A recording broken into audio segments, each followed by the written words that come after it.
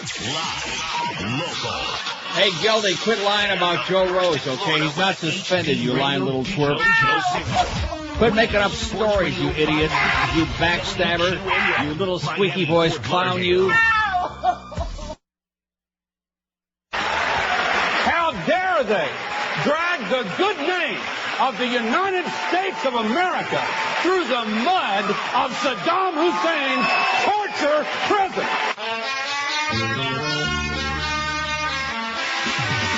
As prosecutor for the right, you're like a Nazi from the old Third Reich. Yes.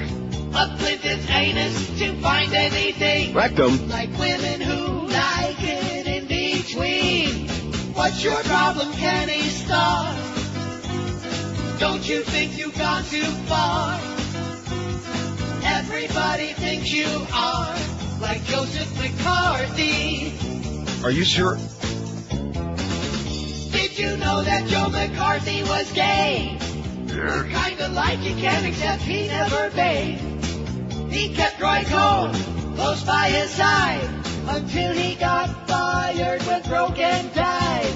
What's your problem, Kenny Starr? You turd. It's too bad Edward Murrow's gone. He would wanna take you on like Joseph McCarthy. Creep, creep, creep, creep, oi! Creep, creep, creep, creep, oi! You notice how he's saying creep? Oi! David Robert Creeper was in that Kenny Starr thing, I guarantee you that. He was probably checking out Clinton's penis. I got an interesting piece on Clinton's penis, by the way, which we'll get to. It's no Rasputin. Well, but then who is? 10:02 at 560 WQM, the home of every kind of BS, every kind of story, every kind of bald-faced lie. what are you And, of talking course, about? if they lie at the top, why the hell shouldn't they lie all the way down? Geldie, you're nothing but a backstabbing little lying twerp. Okay? See, this is a long history. The morning, after 10 a.m., from 10 a.m. on, QAM is just, you know, Oh, we're fine. we're kicking ass. We're doing just great. Before 10 a.m., as a matter of fact, we could say after 8 a.m. we'd be doing fine if it weren't for the fact that Greg Reed is an overgrown child and he won't sit down with Joe Rose and he keeps playing cat and mouse and lying through his teeth, which is his number one specialty. And if he'd sit down with a guy and like sign him to the deal that he promised him and pay him the money he promised him, everything would be just fine. Oh, we're Hunky-dory is fine. what it would be. But no. And so as a result, Joe, I guess I don't know what the real deal is. Because there's all these stories out there. You know, Muff tells you one thing, and then Clarence had a good idea this morning. He said, Geldie is so good he ought to do a walk-off show, is what he ought to do. You know, say a couple of words and then just give one or two of those and just walk off, maybe with a tear or two in his eye. Walk off, Geldie, okay? You're the problem now. Little did we know that Mo turned out to be a pretty, not a good guy. I mean, he is, after all, a cancer, but nevertheless, benign as compared to like Geldie. He's like a benign tumor as compared to that festering, whining little twerp. Too bad there ain't going to be no hockey season this fall, Geldie. 1,490 votes on our poll yesterday. What famous female, living or dead, is most overrated as to looks? And did we have our thumb right on her ass or what? Well, Sarah Jessica Parker, as I always call her, because for some reason I can't say it right. Sarah Jessica Parker. Just sounds better. Don't look any better, though. She had 364. She is a beast. Ever see her and the beast together? Nasty. Same person. Paris Hilton, 232, and I'll say it again. Any of you guys out there so desperate to see the Paris Hilton sex tape, man, you guys must be, whatever the step is beyond desperate, that's what you are. 400 yards beyond desperate. Paris Hilton had a strong second, passing Madonna like she was laying out flat. Madonna, 211. Nasty, skanky bitch. Julia Roberts, 160. I don't know what that's all about. I mean, she's overrated, but at any that's rate. just it. She's not that great. But she's a good actress, She's sometimes. a fine actress. And you still haven't seen Erin, what's her bitch? Brockovich. Yes, Right. I did. Oh, you did? I saw it during, I don't know, was it during vacation or just before? I Must did have see been. Erin Brockovich. How I do you like never that? mentioned it. Well, I never mentioned it because maybe I went on vacation. Who the hell Okay. knows? I did see Child's Play. Is that the name of Yeah, it? right. With Last Chucky. night. I saw most of it and then I had to go to bed. It was on like till midnight. I'm too old to be stayed up till midnight and have to get up at Right. 7 o'clock in the morning. But Chris Sarandon was in there, and Yeah. George and I discovered that we both have the same opinion about Chris Sarandon, beside the fact he's a fag. And that is that he looks just like Eric... What? What? Oh, nothing. I told myself a joke I never heard before. Oh. No, seriously, he looks just like Eric Roberts. Speaking Yeah. of Julia Roberts. Same person. And nobody likes Eric Roberts. Even Julia probably don't like him. No. Julia, 160. Pam Anderson, 88. Now, once upon a time, back in the day, about 100 years ago, she looked pretty dang good when she had, like, real boobies. Renee Zellweger, 68. Meryl Streep, 64. Maria Shriver, the no-chin bitch, 58. The First Lady of California, 58. Cameron Diaz, 57.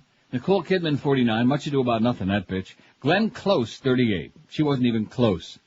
Good actress, though. Halle Berry, 32. You don't think she's a good actress? She's a fine actress. Halle Berry, 32. There's no justice. Marilyn Monroe, 31. Sandra Bullock, 29. Amber Smith finally got 5. She was our behind the beaded curtain bitch yesterday. And I don't care what any of you say, hetero or not, she was, okay. Just okay. Okay. Okay. Why, you thought she's great? She's really super hot? She's fine. smoking? No, not smoking. She's just Get out of here. Nancy Grace 4. That phony southern drawl of hers on court TV. Nancy Grace. She just makes my skin boil. And by the way, I do have it boil. It's healing up just fine. I don't have any cyst. I'm not going to go have it cut out. And all you amateur doctors out there, bug off. Oh, it was fun. I just thought I would tell a story about my piercing my boil because it was gross and disgusting. That's why. Sure. We can't say anything else on here, so might as well do that. We can talk about pus and blood. You notice, here we go. I hope it will. No, it'll bring, attention. They're all lined up. Now, the last 2 weeks it was Reagan, because he finally croaked. And now, this week and next week, it's all Clinton. Even our poll is Clinton this week. In fact, I'll give you the poll right now, because it's not one that we're going to build. Oh, building is boring. What's your take on Bill Clinton? Well, why not? I mean, that's all everybody's talking about right now. I didn't know that Reagan or Clinton were running for president, quite frankly. I think in his present state, Reagan might be a big improvement over what we got now, and I know that Clinton already was. But anyway, here's 3, 6, 7 choices. What's your take on Bill Clinton? He's the greatest. He was much better than W. His ego is out of control. He's trying to upstage Kerry. He has a nifty penis. He was weak, or he was an embarrassment.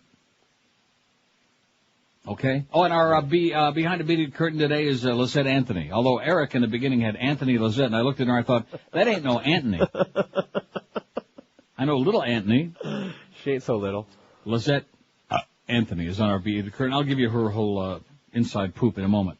Oh, before that, Brittany's puppy love nightmare. Poor little Brittany. She's got another nightmare every day, it seems. I know. And of course, if you saw George's picture that he put up a week ago yesterday, that looked like a nightmare. What happened to poor Brittany? It's one thing to be a little bit out of shape, but it looked like Brittany's head, not a very good one either, looked like her head on Rosie O'Donnell's body. It really did. Binges, She looked as porky as Petunia Pig. All she wanted was a cuddle with her new puppy, but in the complicated world of Britney Spears, nothing is that simple. Instead, the troubled 22-year-old singer found herself at the center of a major incident when she called a pet shop to collect the latest member of her entourage. Spears, who's recuperating after a serious knee injury, decided a fluffy white Maltese terrier was just the thing to cheer herself up. There were squeals of delight as she and her mother Lynn picked out her new pet near her home in Santa Monica, California. But as Mrs. Now it is Mrs. But I'm sure her name isn't Mrs. Spears, but that's what it says here. As Brittany drove them away, a photographer who had been waiting outside the shop claimed she had run over his foot. Within moments, Brittany and her mother were surrounded by an unwanted entourage of police. A lot of entourages in this story. Police, paramedics, and even the fire brigade. They all wanted to get a peek, I guess, or a feel. As the circus unfolded around them, a miserable Brittany who had to cancel her world tour last month because of her knee problem could only sit and wait. The first police to arrive sealed off the area. Then more police swarmed in around the shop. In the end, there were 10 patrol cars at the scene. Thank God there's no crime out there in L.A. 2 ambulances arrived, brimming with paramedics. Then the local fire crews turned up. Even when it became obvious they would not be needed, they found an excuse to stay for at least half an hour. Maybe to get, like I said, a peek, a feel, a squeeze, or something. In the midst of all the pandemonium, it was left to a single female officer to ask Mrs. Spears what had happened. Yeah, they keep saying Mrs. Spears in this article here. Once coaxed out of the car, she happily gave her version of events. If the presence of so many officers was meant to reassure her rather fraught daughter, it didn't work. Looking tired and distressed, Brittany started yelling. Then she sulked. Eventually, she burst into tears. Finally, after answering the police officer's question, Mrs. Spears was allowed to go. One of her daughter's minders took over the driving. The photographer who claimed to have been hurt was taken to hospital, not knowing whether any charges will be brought. But I'm sure that's a good idea, wouldn't you think? Yeah. If Brittany drove over your foot, wouldn't you bring some charges? Yeah, I would. I would sue her for something. Yeah, and then settle for like a quick That's feel. subtle, yeah. Anyway, just to give you an idea, since the Clinton thing is just mammoth and big and huge this week and next week, and the book came out at midnight last night, and people are lined up by the thousands from coast to coast. Am I going to go out and buy it? No. I couldn't give a flying crap less. How do you like that? I love Clinton. I just don't want to read his book. 950 pages of self-aggrandizing stuff, which there's nothing I really want to know about Bubba. I wish he could run again. I'd vote for him in a heartbeat, but I'm not interested. Are you? No. I mean, he'll be on Larry King Thursday night. That's a good reason to miss that show. Uh-huh. I mean, I don't, as if we need one. But in the book, The Hunting of the President, which the movie is out now, by Joe Conason and Gene Lyons, on page 318, and boy, you talk about chiggers in a woodpile between this bitch, Laura Ingraham, and that bitch, Ann Coulter, and that bitch, Miss Matt Drudge. So many bitches in so little time. All of the crap that they made up, and of course, all fed through the Drudge Report, naturally.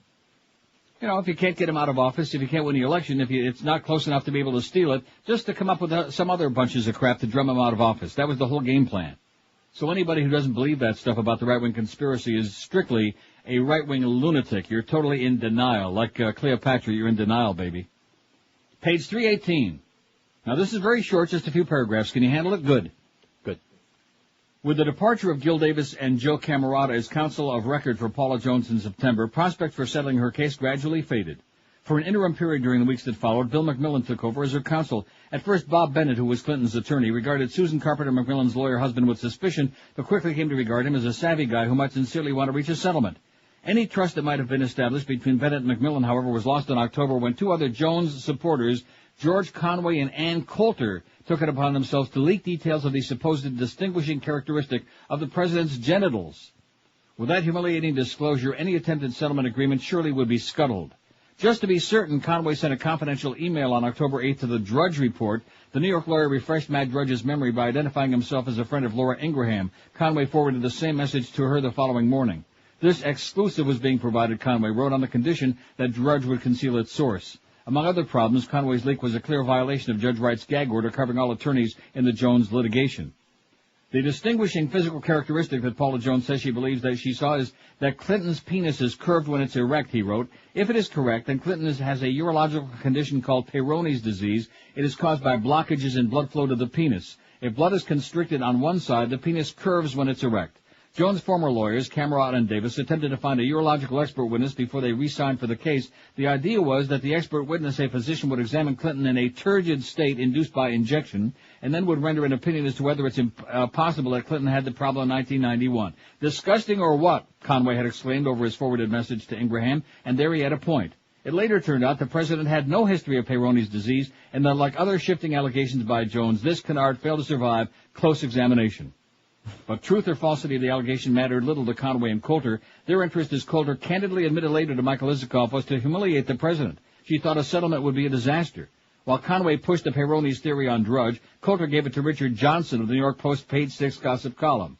Richard Johnson. I got it. When Johnson's editors refused to let him print it, the item turned up on the front page of the Washington Times and on Don Imus's radio show, such as it is. Yeah. How do you like that? So there's just a little example of the kind of crap that was made up and passed from this one to that one, to Ann Coulter, to Laura Ingraham, to Matt Drudge, to the world. 10:13 at 560 WQM. If you're sick and tired of your PC being attacked by browser pop-up windows, being watched by spyware, and getting nothing but virus emails from your friends and coworkers, the easiest way to deal with these bugs is to get you a Macintosh from Mac Center, the Apple specialist in Fort Lauderdale. The Macintosh is built on an entirely different base than Windows, so all these PC pests just can't hurt the Mac. The technology experts at Mac Center can show you that it's easy to change to the Mac with thousands of programs available, including ones you already are used to, like Microsoft Word and Excel. They'll even take your old computer as a trade-in. So make the change today by calling the Mac Center at 954-486-5500. You won't get a better deal on your Mac or iPod anywhere else in South Florida because Mac Center is the home of the 5% rebate on every single purchase. Come in before June 30th. About 30, man. To register to win the hard-to-find iPod Mini. That's at the Mac Center on Commercial Boulevard. Call them at 954-486-5500. And don't forget to mention you heard about it right here on QAM. Live and local. This is Sports Radio 560. QAM. At my junior, honey. All right. 1, 2, 345, come on over, honey, now. Come and take a drive to my big house in Chappaqua. We can both get juice and maybe a little Panama. My wife is on business. She's out for a week. I'm like a kid in a candy store. It's time to cheat. I got pretzels, hot dogs, cold beer, and pizza. You remember Little Billy, your leaning Tower of Pisa? It's gonna be a wild time at my home in New York. 'Cause to me, darling, cheating's like a sport. Unzip my fly, it's all good. Come on over, honey, now blow on my trumpet. A little bit of Monica in my life. A little bit of Monica without my wife. Now a little bit of Monica's what I see. When she's far away, that's Hillary. A little bit of Monica's what I need. A little bit of Monica memories. A little bit of Monica, here I am. A little bit of you, I'm a happy man.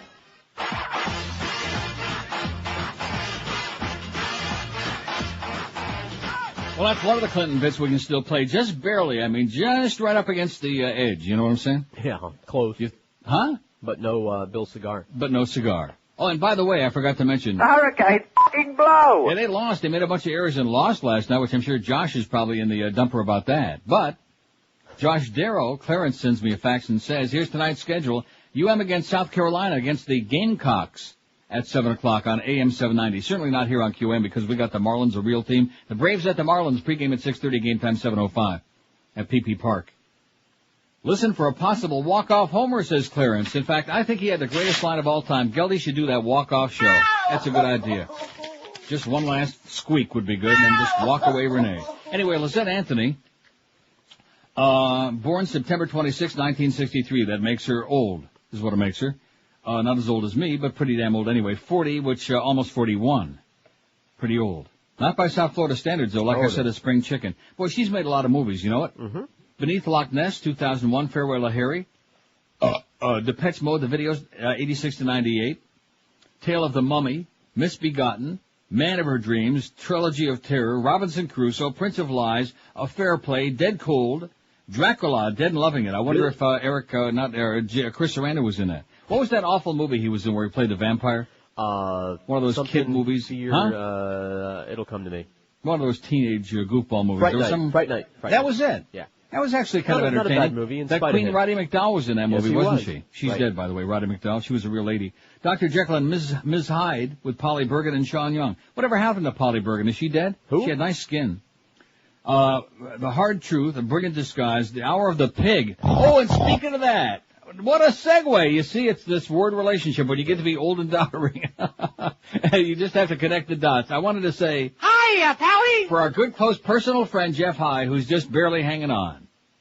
I mean, we don't want to sound like we're rejoicing over this, because he's never stole a freight train, and as much as we rip him an ass, he's certainly, compared to his colleagues over there in sales, heads and big shoulders, big head and big shoulders above some of the rest. We can rejoice. He's not dead.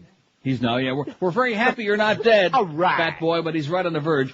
He was rushed to the hospital and had a pacemaker installed, and now he's resting uncomfortably at home. Probably sitting there with a radio turned on in the back and just shoveling all kinds of goodies down his... He's not? You said he was. Home tomorrow. No, comes home tomorrow.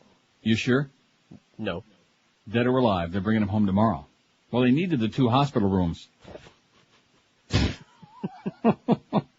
They needed those 2 beds. They got him in a flatbed truck. Look for the QAM van. They left the word out there, but you're not pulling any wool over my eyes, Miguel. Look for the QAM van, 11 o'clock this morning at the Shell gas station on the corner of 27th and US 1 in the Grove. Stop by to pick up a pair of tickets while they last to tonight's Marlins Braves game. So, in other words, they got a bunch of them, and all you got to do is stop by and they give you some tickets. How do you like that? That's on 27th and US 1. The Shell gas station. Look for the QM van, starting at when? 11 o'clock this morning. I'm sure he'll stay there until all... How many tickets has he got? About 30, man. Until all 5 tickets are gone. So zip on by. In fact, maybe you want to wait for him right now. Huh? Okay. Because it's free. Maybe you'll spend like $5, $6, $8 gas to get over there, but nonetheless, you can tell all your friends you got free tickets for tonight's game and impress everybody. After considerable financial turmoil, staff bloodletting, and station losses, executives at Air America tell the Wall Street Journal that the company is stabilizing and is on track to meet its financial goals. Well, don't get too carried away. Radio Inc. today says maybe, but The Wall Street Journal yesterday reported that many executives have not yet been reimbursed for expenses incurred before, during, and after the launch of the liberal radio network on March 30. About 30, man. In fact, as the Journal notes, creditors are lined up at the door, and it's off the air in those two big markets still, Los Angeles and Chicago. Or some illiterate massholes would say, Chicago. How come I haven't said that before? Masshole. I guess I did. Yeah. Huh? Well, I just said it again. I like spazholes better, though. The idea that there are words that I've been saying on the air for 20 years that we can't say right now should give you a real good idea of the kind of climate that exists in your America. But, well, I mean, you know, why should we worry, right? Right. What's it got to do with Clinton's If it's good enough for Alfred Newman, it's good enough for W. Two of Air America's initial problems, lack of cash and a business plan that lack comprehension of how the... Oh, this is so great. Don't go skating on by this. A business plan that lacked comprehension of how the radio industry works. Sounds like QAM. Just prior to launch date, key executives within the company were crowing that they had raised more than $30 million from investors. About 30, man. When in fact only $6 million actually have been collected. Well, what's $24 million among friends, right? Right. Within 6 weeks of the launch, those funds had been spent and the company owed creditors more than $2 million.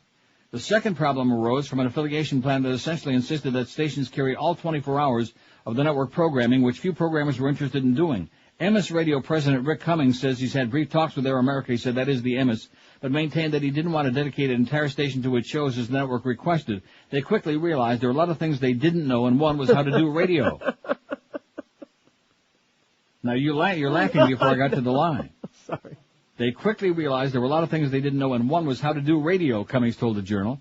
Since the initial debacle, Air America's investors have created a new company, Pecan LLC, which bought the assets of the old company. They've also stopped trying to buy stations, lease airtime, or insist that stations carry their entire slate of programming. So they're hanging on, I guess is the most generous way to describe it. They're hanging on. Hopefully Randy got some cash. Hopefully she's getting paid, right? Maybe we'll get a spy report, because we sure ain't going to get any calls on the pole, because we're not building the pole today. And that, of course, is the end of the phone calls, right? So you know what that means. Jamba? Right. Pole building's boring. All those. All your favorite people. But then again, George will have all summer to consort with you folks, and I'm really jealous. Except for Tuesdays and Thursdays. Well, let's take a look at the poll. Now, look at this. I wouldn't be surprised if by 10:30, by the bottom of the hour, we have close to as many votes as we had on the whole first 2 hours yesterday. Right. Well, not by 10, by 11 anyway. Because they just didn't like that thing about the overrated look actor. Yeah. Because, we're all men out here. You got a 98% male audience out there. We just don't know what guys are supposed to look good. Okay, we believe you. Not. What's your take on Bill Clinton? We got 115 votes. He was much better than W, 53. 58, just changed again. We got 124. Much better than W, 58. He's the greatest, 37. We love him. That was my vote. I don't mean greatest of all time, but I mean he's the greatest as in we like him a lot. Recent times, right. I voted that. He was an embarrassment, 14. 14 people who never got laid. His ego is out of control, 6. He was weak, 4. He has a nifty penis, 3. And he's trying to upstage Kerry, 2. Now, there's two ways to look at that, see, because I was thinking also the timing of this whole thing. Yeah. But maybe it's not such a bad idea, because Kerry is really scary. Maybe the less we see him between now and election time, because the polls... In fact, I got one coming up a little bit later. The polls are starting to really improve for Kerry in a lot of areas. In fact, this morning, for the first time, there's a poll that shows even on fighting terrorism, which we know the president hasn't been doing anyway. He's been too busy with his Iraq attack and a lot of innocent people dying. But even on fighting terrorism, Kerry now moved a point ahead, which has been Bush's strong suit, brought it to the same place that Greg gets his. And it ain't doing too good. It's doing about as well as Greg is doing these days. Hey, Greg, get Joe Rose signed and quit diddling around with it. This man won't stop messing with success. He puts Joe Rose in there all by himself, 8 to 10. We finally have a lead in, a guy that's not going to threaten our license, that's not going to, they're just doing fine. Big numbers in there, 8 to 10, spectacular, but he just can't get it done because Greg is an emotional cripple, an overgrown child. So if Geldie or anybody else or Camper tells you that Joe Rosa was suspended, guess what? Liars! You're a bunch of liars, all right? He was not suspended. He has a little contractual dispute with management. If they ever get around to sitting down with him like a real mensch, which Greg Reed is not. But just pretend you're a mensch. Just mensch for a day. Get Jack Bailey. Call him up on the phone. Maybe he can get you to win on that show. Mensch for a day. Don't mention it. Okay. Hey, the best pizza in town or your money back. That's correct. You heard right. The best pizza or your money back. I bet you I know somebody who's moving to Columbus who wants to take advantage of that. You know, Jeff, this was really good, but I've had better. I can just see that. Jeff Cohen, chef and owner of the Pizza Loft restaurant, guarantees you'll be thrilled with all the food at the Pizza Loft, and he's so sure that You're going to love that pizza, 3 different kinds, by the way, that he guarantees his pizza is the best in town or he'll give you your money back. That's right, the best pizza in town or your money back. After 27 years in South Florida, Pizza Loft's earned a reputation for quality food, great service far beyond expectations. Jeff is inviting you to stop by Pizza Loft today and take him up on his offer for the best pizza in town, and I guarantee you'll become one of Pizza Loft's regular customers, too. Now they offer you Balance for Life Zone Diet menu items, as well as whole wheat pizza and whole wheat pasta, too, for those who'd like to stay alive, unlike a fat boy. Hey, stay alive, fat boy. Although, even if he croaks, we've always got, just as to remember him. Hiya, Pally! We always got that, right? He lives on forever.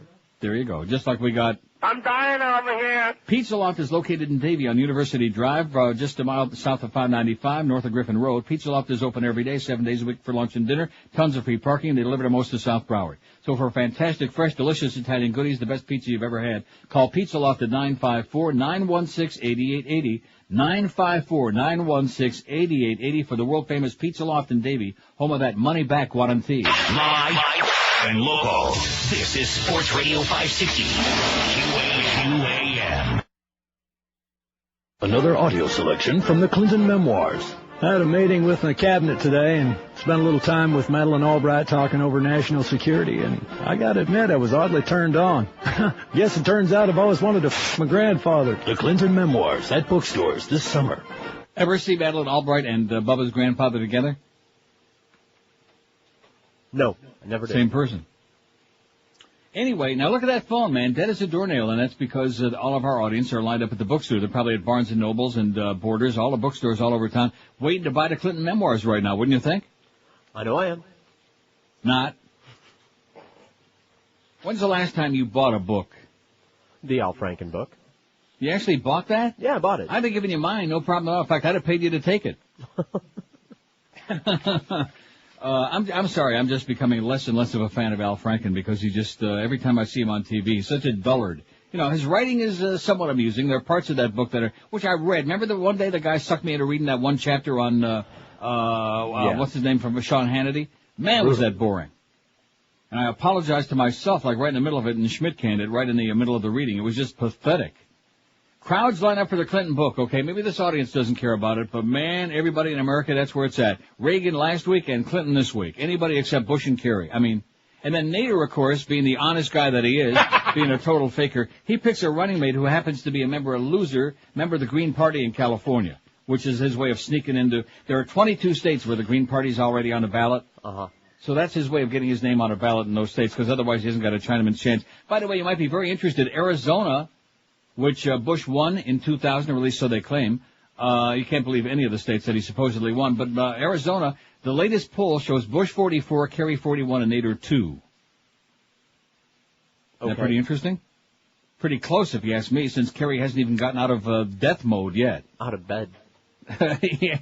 And they said that he outspent Bush in May. I forget how many $1 million they said that the Democrats spent in May. And we did see those 2 boring spots. Other than that, was there anything? No. I don't know what kind of campaign he's running. Maybe it's like one of those kind of like sneak up when you least expect it toward the subtle. ass end of it. Huh? Subtle. Former President Clinton's weighty autobiography from his childhood in Arkansas to his 8 years in the White House went on sale today amid a wave of publicity expected to propel him onto the bestseller list. Eat your heart out, Al Franken and Miss Fudge. The 957-page tome, My Life, sprawls chronologically like a diary over 55 untitled chapters that are not organized by subject. The second half of the book covers his 2 terms as president. A 4-page epilogue covers the 3 years since he left office. In all, he provides a first-person narrative of his political battles and accomplishments, his opinions on his vice president and his successor, a scathing review of his impeachment, and the prosecutor who pursued it, the unctuous Kenny Starr. I'm going to get your boy. I'm going to get your boy. Kenny Starr, that one. You mean the one that's being indicted? That one. And what's this that you did? To all staff from Josh Darrow. Ah, jeez. First of all, I'm glad that he sent me this because, number one, we're running that phony auction again, which is just another revenue stream for Beasley Broadcasting. I noticed Geldie, the shameless shill. You see, Geldie is perfect to be doing the Panther games. You want to know why? Why? He's the ultimate shill. He even makes Rimmer look like an outspoken guy. That's the kind of shill that Geldie is, and that's what the Panther organization loves. That's why he was on the air talking about the successful season the Panthers had. And that one caller ripped him an ass that day, and I congratulate that caller very enthusiastically because you are absolutely correct, sir. Not even coming close to making the playoffs yet again. Another disaster. and he's on there talking, wow, it's a very successful season. Yeah. You're just a liquor man. Man, he must have a tongue as long as a anteater. You think? I'm serious. I'm disgusted with him. He just makes me nauseous. If you ever call me at home again whining about Mo, Geldie, I'm gonna just go and kidnap one of your kids. Give him to a real father. Anyway, Clarence Darrow sends me this. Let's see. Clarence has just been arrested for impersonating a program director. That's good. That's cute. That's what Duff says. He now goes before Chairman Goldberg for bail. He'll call for bail money. Every year we do this cornball thing. But anyway, let me finish that thing about the online auction that we're promoting again. We won't be promoting it on this show. They may have a promo or two, which they asked me would I be offended by that. I don't care what kind of sputum you put on the air. What do I care? Just as long as I'm not required to endorse it. It's fake. It sounds like it's for charity, and it's all they're doing is sticking the money in their pocket because these are a bunch of grave robbers, okay? So don't get sucked into that QM online auction unless, of course, you're a sports nerd. The balls are real. No, that's not what I heard. I saw them. That's not what Scaran told me. They've been carrying them around the station. I saw them. No, I heard Duff had them. This year, Hank Goldberg's been named the honorary chairman for David Singer's Jail and Bail to raise money for the American Cancer Society, which I'm not the least bit of a fan of the American Cancer Society either when you come right down to it. They waste millions and millions of dollars, and they're not doing squat. Are you a fan of the American Cancer Society? I really don't know anything about them. Well, good. So I'm not reading this either. Okay, and again, I don't want to pee on your parade, but quite frankly, what you guys do for us, for our charity, for whatever charity we're doing every year, you could put it in a thimble and have room for Fat Boy's ass and Hank's left over in there, okay? So bug off. Getting back to the Clinton book, I bet you we got a lot of these people calling in right now who have already been to their local bookstore and are probably pouring through, huh? Oh, yeah. They're probably going to read us selected passages right now. WQAM, hello. See, there's one. My favorite. That was Chapter 8. WQAM, hello. Hey, Neil, how are you doing, sir? Okay. Listen, can I just rip somebody for actually the court system in South Florida? No, you're chronic. I don't want to talk to you. 567-0560, pound 560 on the AT&T and Verizon wireless line. Don't worry about me. I got a whole Schmidt load of stuff all piled up here, unlike Rick Riley, who used to lie that he had a whole bunch of stuff and never had nothing, which is why that show ain't on the air anymore. We love Suds, but Rick, man, the truth comes out finally. Everybody hates you, including us. Even George is finally ready to admit it today. Come on, do it. I don't hate Rick. The hell you don't. I don't. It's not what you told me off the air. 567-0560, pound 560 on the AT&T and Verizon wireless line. Let's take a quick look at that poll. Oh, don't give those poll results every 10 minutes. See, I saw that poll you took. In fact, I voted on your polls every day last week, even though I did not listen to the show except a couple minutes Friday when I heard Suds was on. But, and I enjoyed that poll, even though, it was an audience suggestion, and thank God, we had nothing else that day. That's right. As a matter of fact, I remember it started out, I looked to see what your poll question was, and Eric had on there, which of these things, or what thing, I don't know, and I just like ... which told me right away, oh, this man don't have a poll, and it's only Tuesday. Right. What's your take on Bill Clinton? But the thing about the poll, well, I'll talk about the poll whenever the hell I feel like it, okay? If we didn't have the poll on this show every day, we'd be talking to Shamba and Maricon every day for 4 hours, like it was for about 2 years there. Oh, Bill did it, boy. They got nothing to say. I mean, this is South Florida, the land of the walking dead. Maybe that's why Kerry will do very well in South Florida, because he looks like he fits right in. Herman Munster Jr. What's your take on Bill Clinton? That's our poll question today. We got 203 votes already. See that? Mm-hmm. He was much better than W, 101. Well, that goes without saying. He's the greatest, 63. We love him, we love him, we love him. He was an embarrassment, 19. 9.3% an embarrassment just because he got a couple of, about 30, man. Jobs. In fact, there were a hell of a lot more jobs when he was in office than there are right now. And we're not talking about these phony jobs that are coming in now, that they keep reporting that I think they're making up. His ego is out of control, 8. That may be a good point. He has a nifty penis, 6, not according to what we just read about his fake Peyronie's disease. Did you know anything about Peyronie's disease? No, I think it was just a boil. He was weak, 4, and he's trying to upstage Kerry, 2 out of 211 votes. WQAM, hello. Hey, Neil. Yes, sir. How you doing? I'm doing great. Okay. No, I was just thinking for your South Florida audience, if you want a poll that everybody's going to call in on, you're going about it all wrong. You have to do which Miami Dolphin will have the biggest muscles this year, and then you'll get all the calls. And by the way, is Jay Fiedler really still on that team, Josh? Yeah. You got to be kidding me. Oi! And that touchy-feely guy. Boy, I wouldn't be surprised if they go about 4-12 this year, the Dolphins. Writing that down. Okay. Wouldn't surprise me. How are they going to win any games with that team they got? And then, of course, they got that Jack Martin coaching the Panthers if there is a season. With Jack Martin coaching and Geldie calling the games, that's definitely a losing combination right there. And Mike Keenan, who already is I'm hearing rumors about he wants to trade Stephen Weiss, and he wants to do this, he don't like this one. I for the life of me, just because Jack Martin wanted him back, Jacques Martin. See, we don't dignify the frogs by doing that French accent. We just call him Jack Martin here in Ontario, where people speak it English, or else. That's right. We need Jacques, what was his name back? Chirac. No, not Jacques. We need Jean Chrétien back. That's what we need. Oh. They got the election here next Monday. The biggest bunch of stiffs you ever saw. Paul Martin, or is that Martin? Yeah, he's from Quebec. He's another one. And then you got this right-wing Bush wannabe, Stephen Harper, who's the conservative Nazi candidate. And then Jack Layton from the New Democratic Party, the NDP, emphasized the P part. Speaking of that, how's Josh Beckett doing? Summer is here, but are you still embarrassed to take off your shirt at the pool or wear that nice skirt you saw in the window? Yeah, I understand that even Joe Rose is embarrassed to wear that nice skirt. Come on back tomorrow, Joe. Quit monkeying around, okay? We can't handle this Geldie and Bo show after Mo and O. Mo and O and Geldie and Bo. It is a disaster what's going on in this station. Anyway, what are you finally doing to lose weight and feel better about yourself and stay alive, unlike certain fat people? I don't want to mention no names. Isn't that sad? Now the guy's so fat he's got a pacemaker. Hiya, Pally! But take he's not advantage. Dead. What? He's not dead. Yeah, barely. Just barely. First it was the walker and the cane, and now the pacemaker and the knee operation and the hip. It weighs, about 800 pounds, soaking wet? Who would have thought that you could have 3 meals and 2 snacks delivered right to your door daily and still lose weight? Well, with Balance for Life you can, and don't forget, the beauty of the deal is you get to pick your meals. Pass on the baba ganoush, that's my advice. Each week you'll get a different menu with 2 selections for every meal. No other company offers anything like this. Select your breakfast, lunch, dinner, and 2 snacks. That's it. There's no cleaning, no cooking, no calorie counting, no carb counting, and you lose weight because all the meals are based on the proven Zone diet by Dr. Barry Sears. For example, menu choices this week are portobello and provolone omelet, veal marsala, and crab louis salad. How can you call that dieting? People on Balance for Life are losing an average of 15 pounds a month without even trying hard. Plus, for a limited time, get a free pedometer when you sign up. Track your steps and increase the weight loss. And now try their special 7-day trial never offered before. Call their toll-free number, 1-866-225-4543 to get started or get more information, or go online at balanceforlife.com. That's balanceforlife.com or call toll-free 1-866-225-4543.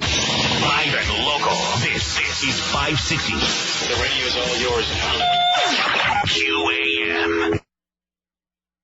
I fucking blow. Following is a paid advertisement. Hi, folks.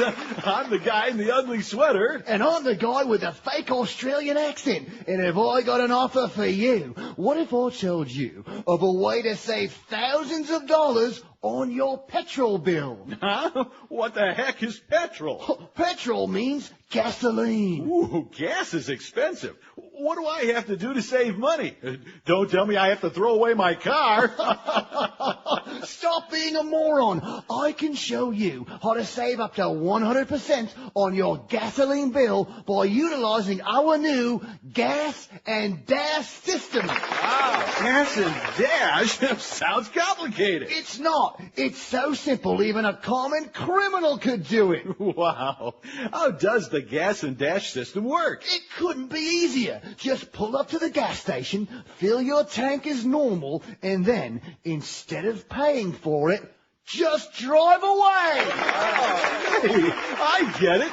Gas and dash. Isn't that great, folks? I told you gas and dash is a real steal. Say, does it work at all gas stations? That's the beauty of it. Gas and dash works one time at every gas station.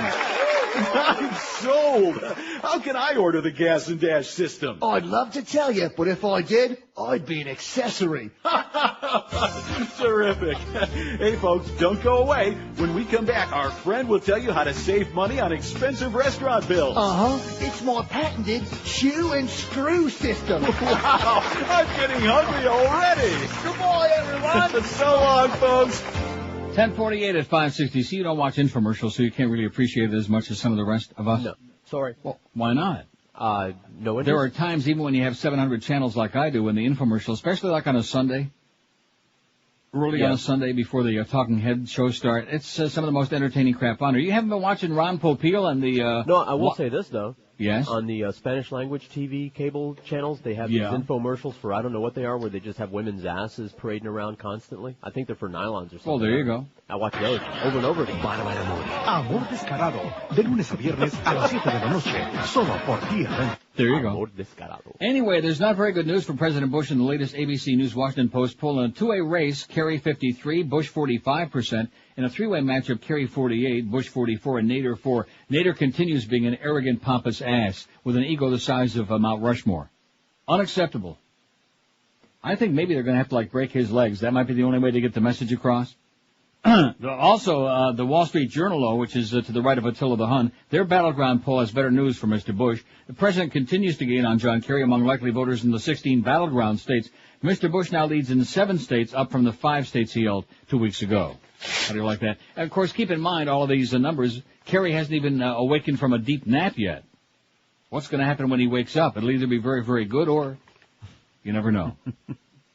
Speaking of bad news for candidates, Republican Senate candidate Jack Ryan in Chicago pressured his wife, well-known actress Jerry Lynn Ryan, to have sex in clubs while others watched. She charged in divorce documents released yesterday. Something George can relate to, those sex clubs, those swing clubs. Mm-hmm. Try to schlep your wife in there and embarrass and humiliate and degrade her. And she won't do anything anyway? No wonder she hates you like poison. By the way, speaking of poison, how's her lemonade doing? The Boston Publican Star Trek Voyager actress said she angered Ryan by refusing. She did acknowledge infidelity on her part, which she said took place after their marriage was irretrievably broken anyway. In the documents, Ryan denied the allegations, saying he'd been faithful and loyal to his wife. In a news conference held after the documents were released, Ryan repeatedly refused to comment on the allegations, saying his response in the court papers spoke for itself and that he would not discuss them again. It's not helpful for my son or for she or me to reopen these allegations, Ryan said. I'm sticking by the exact things I said 5 years ago. While Ryan has spent time in recent days attempting to shore up support among the party leadership, one Republican member of the Illinois delegation called for Ryan to withdraw as a candidate. Ray LaHood, Republican from Peoria, that's the hood he hangs out in, said Ryan needs to quit the campaign for the good of himself, his family, and his party. There's no way the people of Illinois are going to countenance this behavior from a Senate candidate from the Republican Party, LaHood said. Ryan said he's got no plans to withdraw. My intention is to stay in the race, he be saying. Jerry Lynn Ryan charged during a custody hearing that Ryan took her on surprise trips to New Orleans, New York, and Paris in 1998, and that he insisted she go to sex clubs with him on each trip. She said that after going out to dinner with Ryan in New York, he demanded that she go to a club with him. It was a bizarre club with cages, whips, and other apparatus hanging from the ceiling, she said. All right. Now, how come that had that echo on it? Did you hit it too? You just hit it also? Yeah. Oh, no! Oh, my God! She said Ryan asked her to perform a sexual act while others watched, and she refused. All right. I know which one. Ooh, ooh. She said they left, and Ryan apologized to her and said it was out of his system. But then she said he took her to Paris and again took her to a sex club. She said she cried, became physically ill at the club, and her husband got angry with her. She said she could never get over that incident. Yeah, you can relate to all of this. She also accuses him in the papers of being controlling and lying repeatedly throughout the proceedings. I did arrange romantic getaways for us, but that did not include the type of activity she described, Ryan said in the papers. We did go to one avant-garde nightclub in Paris, which was more than either one of us felt comfortable with. We left and vowed never to return, he told the court. Yada, yada, yada. How do you like that? Another one of those right-wing, I don't want to say perverts, because we're all perverts. Another one of those right-wing perverts, like I said. Holier than thou. Anyway, here's more of that ABC News poll. This is some pretty interesting stuff. It's on our website. It's much too long and ponderous. But the interesting part of this, for the first time in the ABC News Washington Post polls, more than half of Americans, 52%, say the Iraq War was not worth fighting. It should be 92% already by now. 5 more soldiers dead in the last 2 days, I should point out. Worth it. We had the 4 Marines yesterday, but there was one other one near Baghdad. 5 more. We're approaching the 900 mark, and before we know it, it'll be 1,000. 1,000 lives just sacrificed for nothing. And we're like 8 days away from that magical day of June. About 30, man. When we do that handover, when we throw the keys to the kingdom up in the air and say, hey, somebody grab the grass ring and we're getting out of here. Of course, we're not getting out of there. That's the bad part. And if there's going to be a civil war, if there's going to be just massive wild bloodshed, who the hell knows, but one can only imagine there probably will.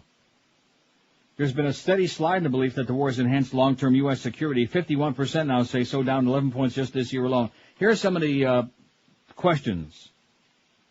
How the war with Iraq impacts U.S. reputation in this ABC Washington Post poll. The war with Iraq has damaged the U.S. image. In July of last year, 63% said it damaged the U.S. image. Now 76%. Caused long-term damage to U.S. relations with France and Germany. Last year, 51% said that. Now 64%. Improved U.S. security. Last year, 62% said. Now only 51% of the very naive fools out there. Contributed to Mideast peace. 50% said that last July. Now 42%. And improved Iraqis' lives. 72% said that last July. 65% say that now. And I guess those are the Iraqis who are still alive they're talking about? You're right. Right. So there you go. It's on our website for those who actually can read, those who care. That's why it's such a joke about the idea that our audience is out there buying the Clinton book, 975 pages. You should live so long. Maybe, how many people in this audience do you think will buy it? About 30, man. Maybe. We're maybe exaggerating right there. What's your take on Bill Clinton? That's our poll question today, since he's like all over the news. We're sure seeing a lot more of him than John Kerry, and that, like I said before, may not be a bad thing. 278 votes. What did we get yesterday in the first 2 hours? 280? Something like that? Something like that. 278 already. No, I think it was 208. Well, no, it was pretty weak. He was much better than W, 131 votes. He's the greatest, 86. So between those right there, you got 78%.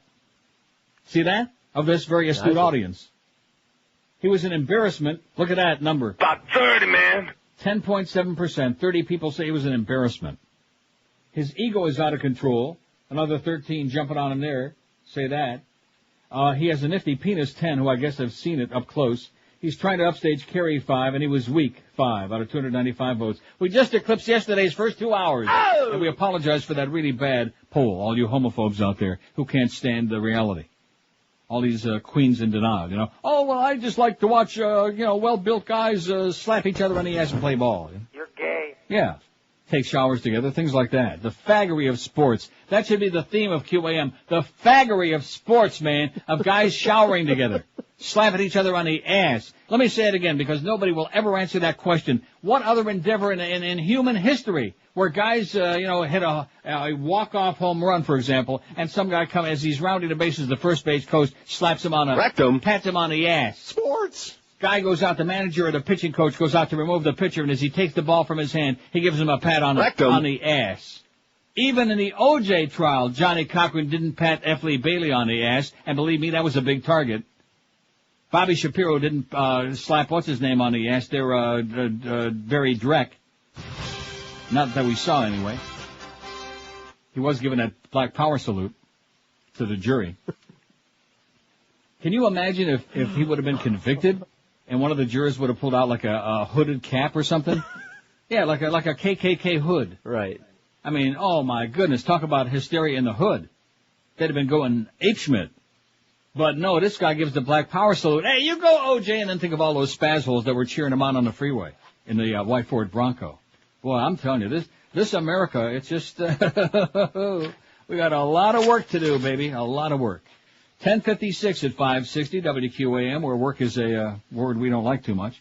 With the heat of the summer here, now's a great time to get out of that miserable car you've been driving and get yourself into a great new Toyota from Armstrong Toyota of Homestead. You'll find them on US 1, just 20 minutes south of the 836. They're worth that drive because they're going to save you so much cash. They'll save you thousands on great new fancy schmancy Toyotas.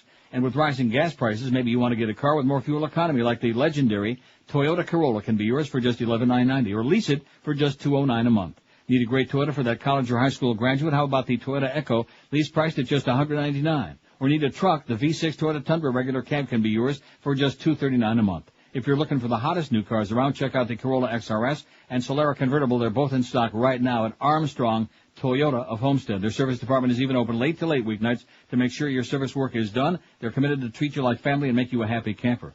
In fact, Armstrong Toyota of Homestead was the first dealer to offer you free tires and batteries for life, and now they're the first to offer free replacement parts for life. That is absolutely correct. Tires, batteries, and free parts for life. Nobody, nowheres do that. So why waste time and gas schlepping all around town to those big mega dealers who rip you off? See our good buddy David Rich, the GM at Armstrong Toyota of Homestead, for an unbeatable deal. Drive a little and save a lot on that great new Toyota only at Armstrong Toyota of Homestead.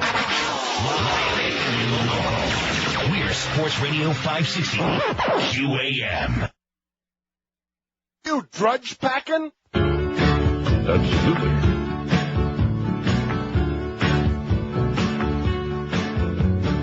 Come on, everybody, get into the spin.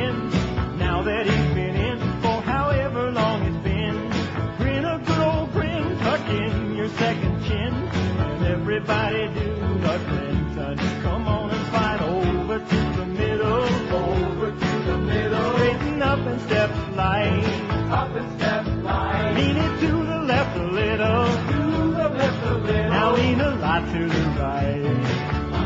Come on and take a definite position. Now do a total turnabout. Shake your finger at the media, see how good they'll be to you. Everybody do the Clinton.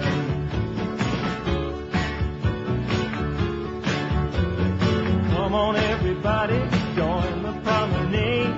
When you start to fade and the public is swayed, hustle free trade and stage a bombing raid. Everybody do the Clinton. Come on and slide over to the middle. Straighten up and step light. Lean it to the left a little. Now lean a lot to the right. Bend over, making everybody happy. Now let the other guy lean. Try appearing Jeffersonian, bring another crony in. Everybody do the Clinton. Now step up, grandstand, back down. It was harder than you planned. Do lunch with Streisand, shuck and jive. Now jam with the band.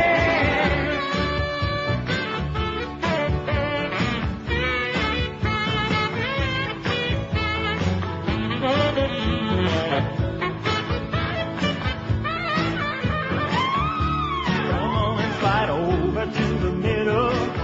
Straighten up and step light. Lean it to the left a little. Now lean a lot to the right. And now a little diplomatic sidestep. Stomp on the nominee.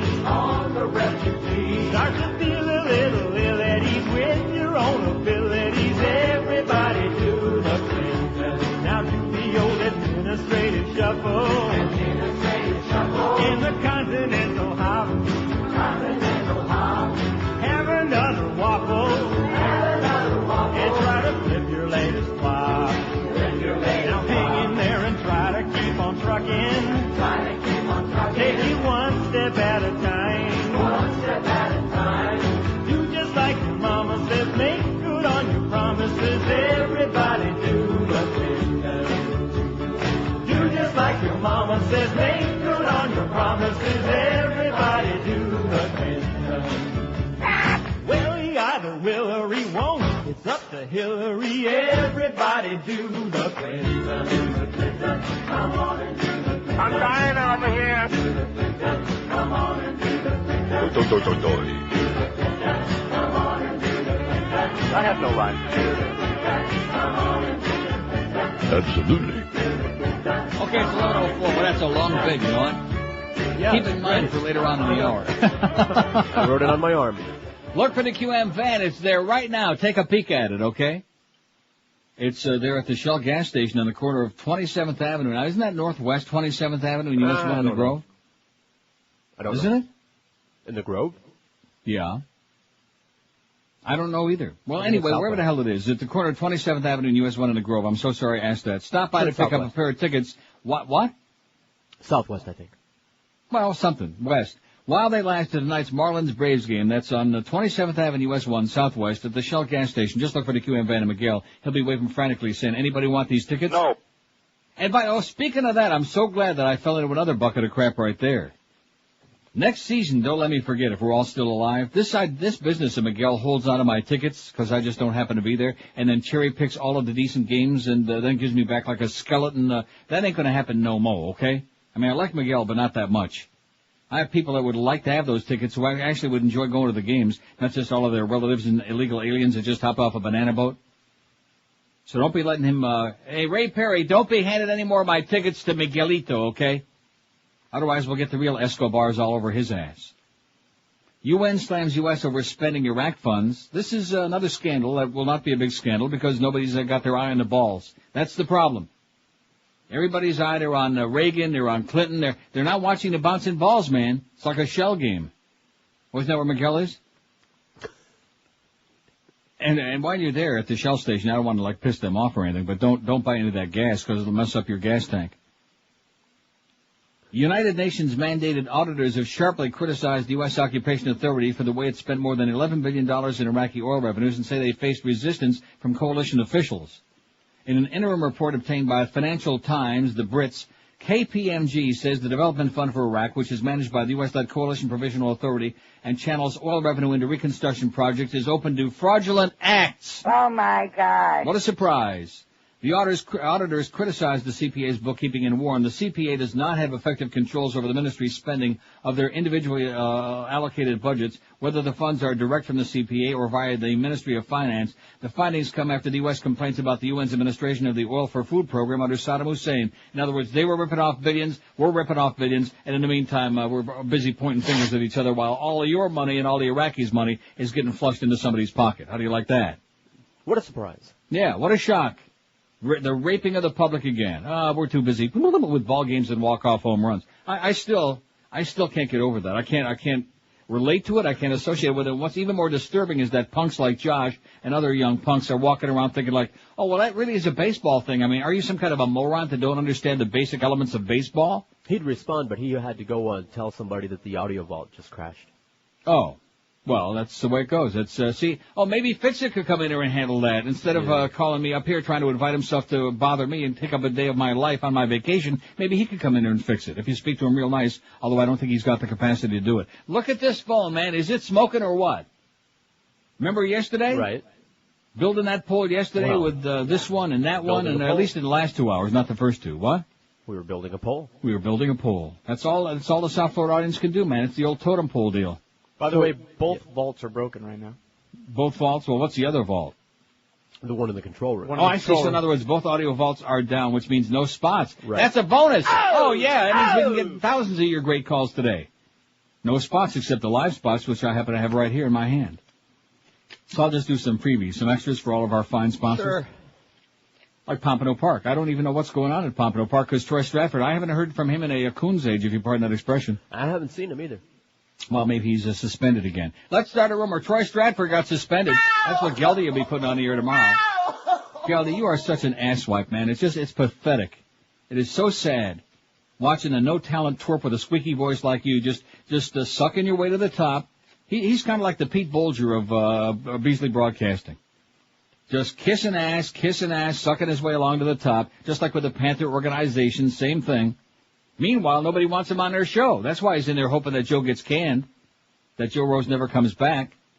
Howard, I guarantee him, don't want him on his show. Absolutely. Guaranteed. He'd like to dump him off of there now that he knows that he hates him like poison. And he's been bad-mouthing him all over town. And, of course, Joe Rose don't want any part of Geldie on there. He thought he'd just slide right in there, when his mentor came on. And Joe's smart enough, he don't want that squeaker on there. So now you're stuck with, like, fill-ins and maybe the Panther games if there's a season, which we doubt very seriously. Okay, mister? And well-deserved. WQAM, hello. Yeah, calling to speak to the Mad Dog. All right. There you go. WQAM, hello. I have a poll suggestion for Neil. Yes? It's a food poll, actually. Food poll? Yeah. What fast food or restaurant has your favorite French fry? Was that the same guy that called about the dolphin mussels? I think that sounded like the same loser. The muscle man, yeah. Yeah, no, he said, which dolphin has the biggest muscle?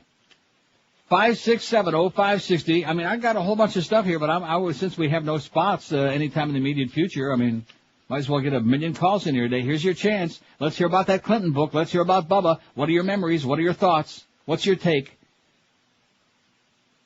WQAM, hello. Put George on your... See, they can't even handle it. They can't even handle it. Get lost, will you, okay? Go whisper in somebody else's rear, you moron. And then if you're on, put Neil on, you're boring, just get lost, get a life, I have no life. Get a suicide would be good. Sounds like an order. We'd put it on the air. In fact, we'll have Screwan come in with that machete that OJ was after her with, chop your head off right in the middle of the show, schmuck. 5670560, pound 560. Wouldn't you like to beat him with a 2x4 until... like to a bloody pulp. And then we can just hold his head up in the air like one of those, I have severed heads. I have a beating device, as a matter of fact. Ooh, really? It's an asp. I'd like to hit him in the asp several times. It's a black with your foot. asp. WQAM, hello. Well, gracious good morning. I'm on my way to buy Bubba's book. Really? Well, here's the first one. How do you like that? Well, you do have coherent people in your audience, you know. But coherent people don't call talk shows, let's face it, okay? You're the first one in years. You're right, but I call yours, sir. Do you? Because I appreciate your perspicacity and intellect. Man, oh man. I'm about 2 feet out of the chair already, the suction's so heavy. Okay, now where are you going to buy the book? I'm going down to Books and Books because when he comes down next month, I want to go have Bubba sign my book. Oh, that's where he's going to be? Yeah, Aragon Avenue, Coral Gables. All right. Got to pay full boat, $35, but I dare say Bubba's worth it. And well worth it at twice the price. Okay, enjoy it. Maybe we'll have you call in and read during the summertime. Well, Read a few passages on the air. I hear Bush is working on his, too, but he keeps running out of crayons. Okay, have a great time. Yeah. Say hi to our friends down there on Aragon Avenue at the Aragon Ballroom in Coral Gables. How do you like that? There's the first one that's going down there to buy the Bubba book. Everybody in town is doing it. Now, what are we going to do? We got to just forget about these breaks? We can't play any. Josh is going to go find out what, he's going to get some what? You should, obviously, definitely do the live spots wherever appropriate. Well, there ain't no live spot. Now, this, my luck, this hour. Yeah. There's only one live spot. Now, all the other hours, all the avails are sold. But, of course, this hour, we got whatever we got. Why don't we figure on making up a lot of spots later on? So, if you can read a live spot, why don't you? So just do a whole bunch of live spots. How about if I just do them back to back now? Huh?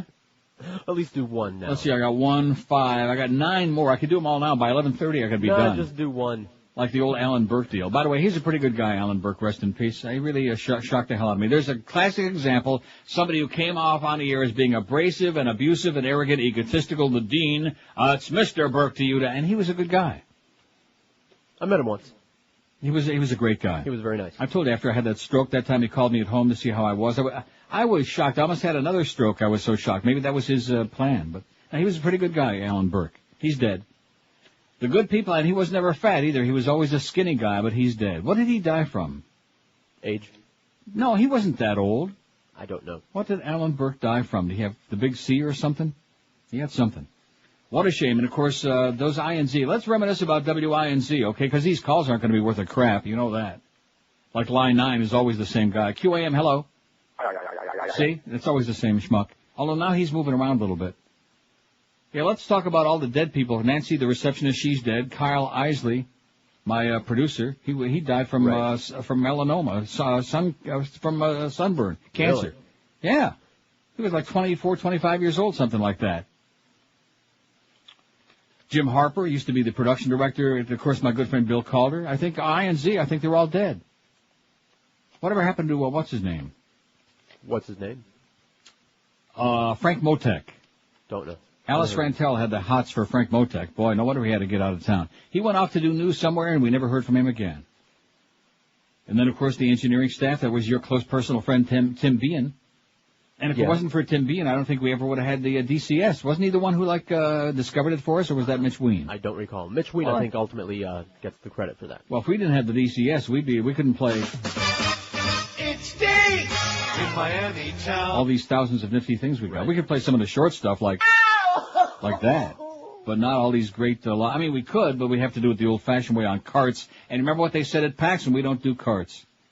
You know, even the Paxson people were better than the Cox Broadcasting people. That tells you how bad Bob Neal and that whole bunch of grave robbers were.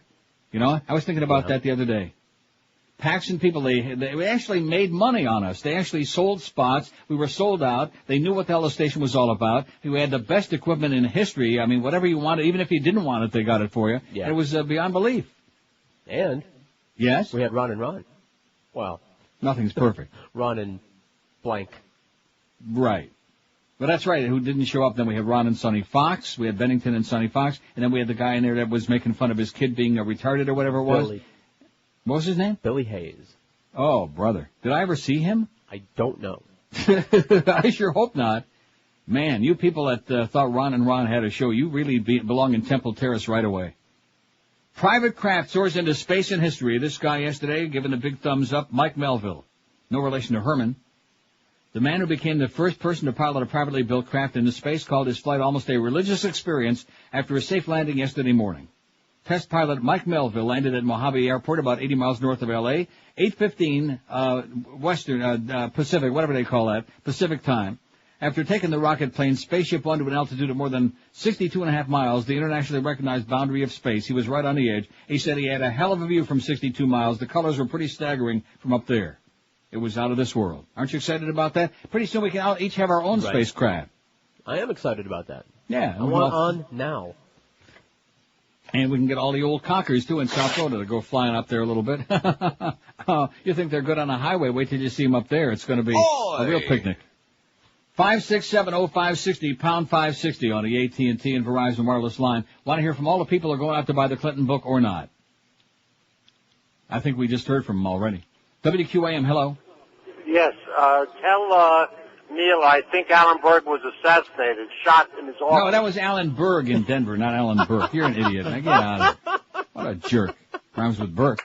That was Alan Berg, B-E-R-G. We're talking about Alan Burke in Miami. See, this is a local show, even though I'm a long ways away, thank God. It's a Miami show. Alan Burke, B-U-R-K-E. Rhymes with jerk, okay? Rhymes with old, idiotic jerk, as the bridge tender would say. That's Mr. Burke to you, dummy. Yeah, dummy. Can you believe that? Yeah, no, it was great. Seriously, what am I deluding myself? Why don't I just here go like that for 4 hours every day? Trying to get a 30 share and play some of these drop-ins like that? I'm gonna like make some kind of an impact. Why, oh why can't I ever get it through my thick old doddering skull? Why? That I'm dealing with 99% of these goofballs, man. The land of the walking dead, that's South Florida. These are the people who put the duh in Florida, as our bald-headed little friend would say. 5670560. I'm gonna do the live spot, and then we'll just go from there. We might have spots. We might have spots. We might. Or we might not. Do we? Josh, is it up? Is it working? Yeah, in a second. Go ahead and start. All right, well, I'm going to do this spot, and then we'll just pretend that we're going into the break, and if I hear just silence, then that's your tough luck. Hey, nobody, speaking of how people died, wants to talk about cancer or heart disease, not at least for ourselves, and yet you owe it to yourselves and your families to be sure that you're in good health. It's a proven fact that disease responds extremely well to treatment if you detect it early, which is why I went to Hollywood Diagnostic Center several weeks ago. I had the coronary heart scoring, the full-body screening exams. It's like a virtual trip inside your body, all around your heart, all through your lungs and down through your pupik and through the entire. It's an amazing thing. And these tests can really detect cancer or other life-threatening diseases in their early stages. They also have their virtual colonoscopy, which is so much less intrusive than your ordinary colonoscopy. But the bottom line to all of this is that if anything bad is going on in your body, you can detect it early enough to still be able to do something about it. Could be a life-saving deal. For all your imaging exams, call Hollywood Diagnostic Center at 954-966-3600 for the test that can give you and your family real peace of mind. When you walk out of there with a clean bill of health, you feel really like you might live another week. At Hollywood Diagnostic Center, they offer you state-of-the-art imaging equipment with open MRI, high-speed CAT scan, nuclear medicine, and so much more. Hollywood Diagnostic Center, they've been serving South Florida for over 20 years, and their facility, which is super, by the way, also provides a complete mobile diagnostic service that can come right to you. For example, if you break a leg or if George's mom breaks her neck. Call Hollywood Diagnostic Center for your imaging exams today. Like I said, could be a life-saving call, 954-966-3600. Takes just a few minutes to do these tests, and it could be one of the most important things you could ever do for yourself. 954-966-3600. Live and local. This is Sports Radio 560 QAM. Nation presents Real American Heroes. Real American hero. Today we salute you, Mr. Drunken Fireworks Lighter. Mr. Drunken Fireworks Lighter. Our founding fathers set forth these inalienable rights: life, liberty, a case of beer, and a shopping bag of explosives that you set off in your driveway with a cigarette. Try to stagger away in time. You, Mr. Drunken Fireworks Lighter, wouldn't dream of putting yourself inside a car in your condition. But here you are, putting a cherry bomb in your neighbor's mailbox. There's no mail today anyway. Heck, put one in his trash can, too. There's no trash pickup today either. So the next time your terrified pets are leaving little yellow puddles every time an explosion is heard from across the street, raise your wadded-up paper towel and salute to Mr. Drunken Fireworks Lighter, a real American hero. Mr. Drunken Fireworks Lighter. Call 911 and help him look for his finger. 11:26. Now, what are we going to do? Do an extra break and make up all the spots this hour? Sure. We can do that, no problem. You know how easy I can do that. Bad news, Del Iraq. A mortar attack on a U.S. Army camp near Baghdad today left a U.S. soldier dead, 7 other people, including a foreign contractor, injured. So the numbers keep rising and rising, and the public sits back and like, well, this ain't too good, and it's not looking like everything is so... Oh, we're so fine. And speaking of that, speaking of people who lie like crazy, you know this Commissioner John Lehman from the 9/11 Commission who's been like sucking up to the Bush people like crazy and trying to distort the truth? Well, guess what? Too bad. Not working. The CIA concluded a long time ago, this is from Newsday, that an al-Qaeda associate who met with 2 of the 9/11 hijackers in Malaysia was not an officer in Saddam Hussein's army, as alleged Sunday by a Republican member of the 9/11 Commission. They just keep trying to, force all of this BS to make the story true. In other words, we lied like crazy, but now we'll create all kinds of other lies to make the first lie seem like it was true. Commissioner John Lehman, who was Navy Secretary under Ronald Reagan, who's still dead, said new documents indicated that at least one officer of Saddam's Fedayeen, an elite army unit, was a very prominent member of al-Qaeda. Guess what? Not. Lehman's remarks on NBC's Meet the Press lent support to the Bush administration's insistence that there were strong ties between Hussein and al-Qaeda. The administration officials said the CIA and U.S. Army obtained a list of members of the Fedayeen shortly after the invasion of Iraq last year. Some, he said, had names that were similar to Ahmad Hikmat Shakir, but he said the CIA concluded a long time ago that none were the al-Qaeda associate. He would not say whether the al-Qaeda associate was in U.S. custody. Other sources said he is not. So there you go. Liar, liar. Again, your pants are on fire. Isn't that something? The way they go right there on nationwide, on worldwide TV and just lie to the freaking public. And you want to know why they do it? Just like what Clinton said about why he was doing this stuff with Monica. Because they can. Live and local. We're Sports Radio 560 QAM. Neil got out WQAM, where the faggot is. Oh!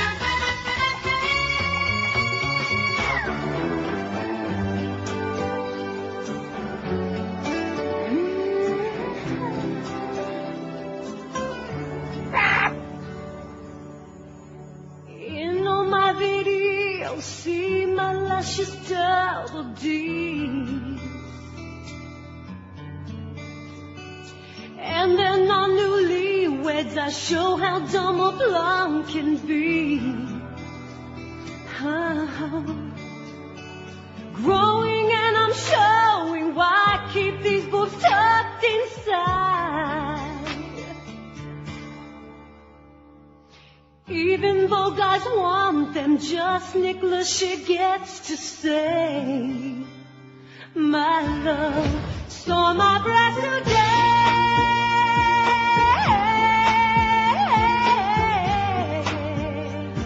My love saw my breast today.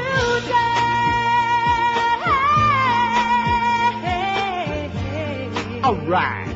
My love, you saw my breast, you saw my 28 till noon at 560 WQM. Now, is the Mad Dog on today? On, off, in, out. Yesterday we had Curtis on there. You don't know what his schedule. It's the only station I've ever worked there where they give you a schedule in pencil with a big eraser. Chalkboard. I think the Mad Dog on today. Is that correct? All right. We don't know. Humper in the studio, 4 o'clock, 6:30 Marlins on deck. The Braves at the Marlins, 7:05. Don't forget, you get you some free tickets for that game tonight if you stop by and see the lovely Miguel, who's not getting any more of those. Oh, no, they're gone. A few. Forget about it. They're all gone? Yeah. Boy, that sure didn't take long, did it? No, it didn't. Wow. Now, ordinarily, when you go out on those appearances, as you well know, you sit there and stare at the ceiling, eat those sandwiches from wherever that place is, and that's about it.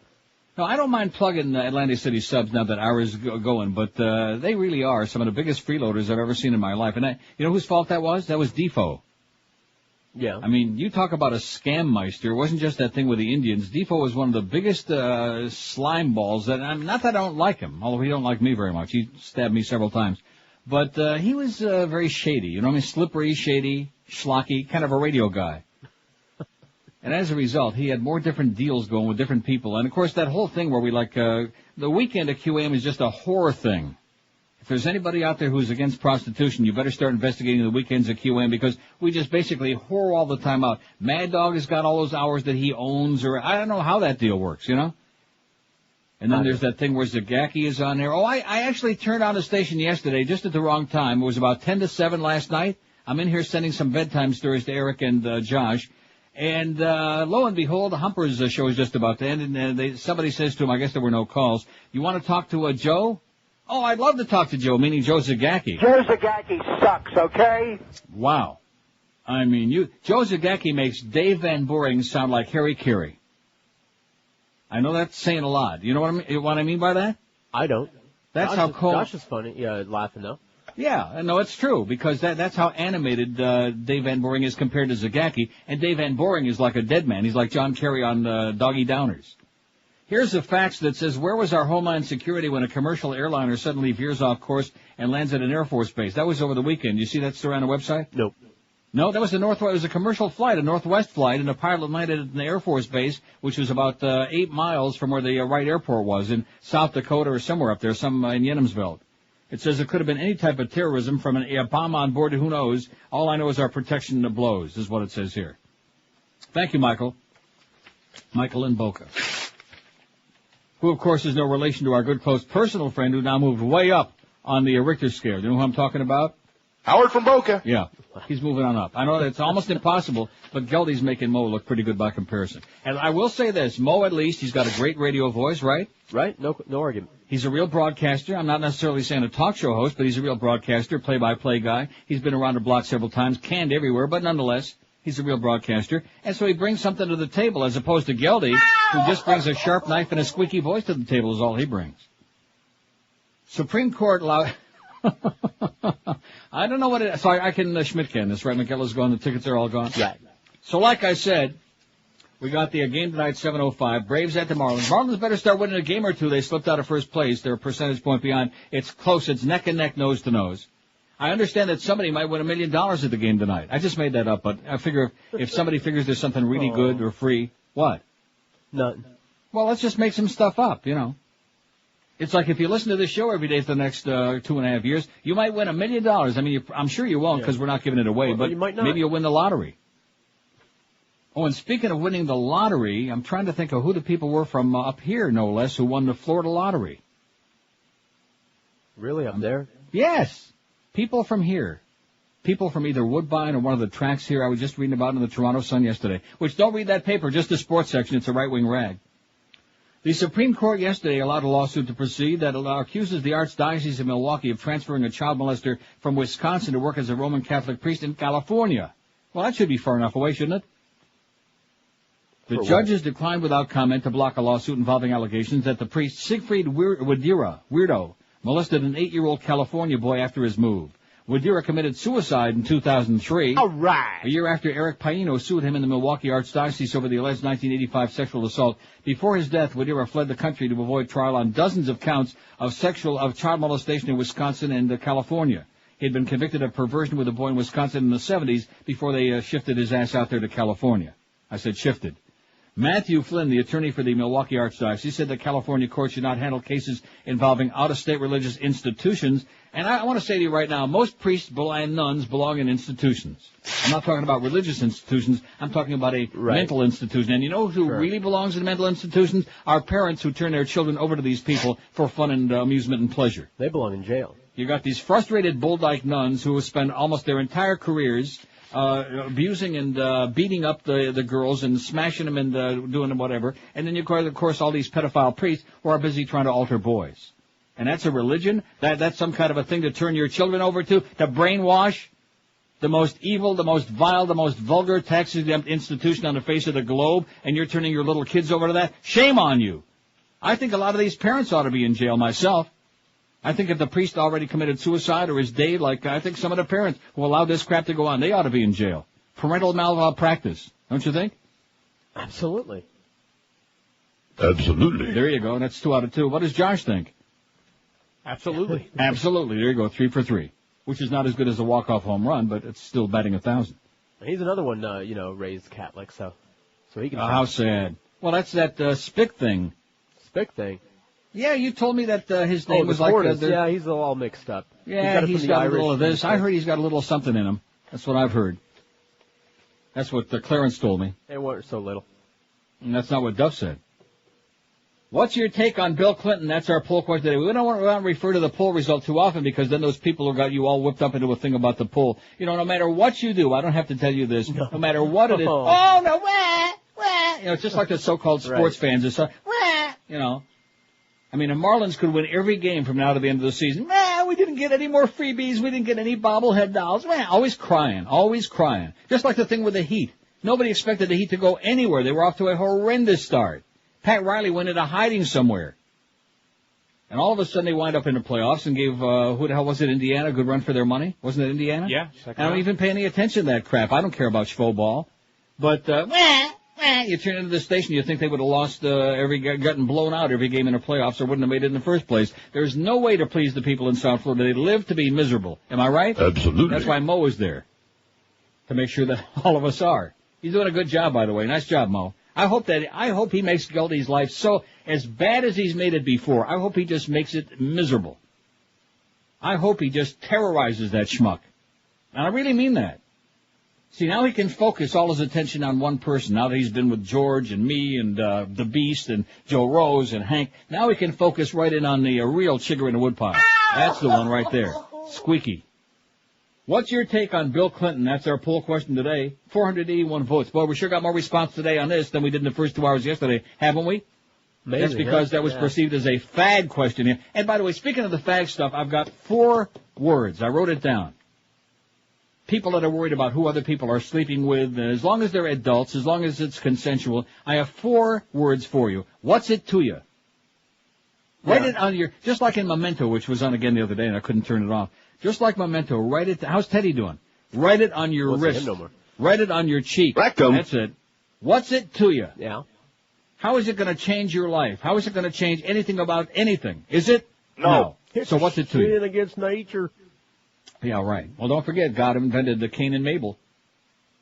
What's your take on Bill Clinton? He was much better than W, 225, 45+%. He's the greatest, 160. We like him a lot. We love you, Bubba, but just go away already. That's another 32, so that's 77.2%. He was an embarrassment, 59, 11.8%, who I guess are prudes, who think that none of the presidents have been screwing around. Wait till they hear about that W abortion in Texas. I'm sorry. His ego is out of control, 25. He has a nifty penis, 13. He's trying to upstage Kerry, 8, and he was weak, 8, like Al Martino's voice. 2 more votes for 500. Boy, this is like more, you know what I'm saying? Like you feel like it's almost worth turning the transmitter on. Nah, almost. Live and local. This is Sports Radio 560. QAQAM. Hey, that's a good-looking guy. And another thing, you would listen to me, you would have been a big star by now. With that little thick squeak voice, how do you expect to get anywhere, you little puny puke? Did we say puke? I don't even know anymore. What's the 3,500 words? The more I hear you. Yeah, what about it? The more I hate you. What do I care? And when I hear you, I wanna die.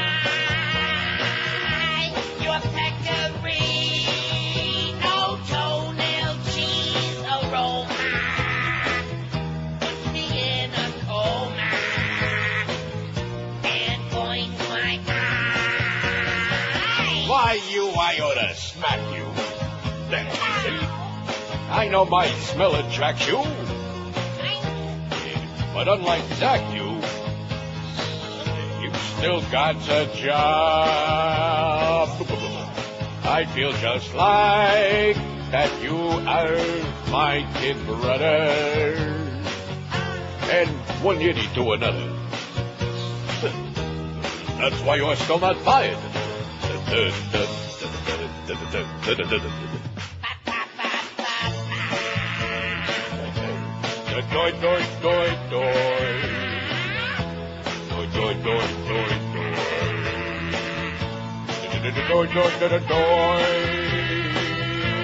Our morning show can put you in a coma. Can't wait till it's over. All right, that's enough.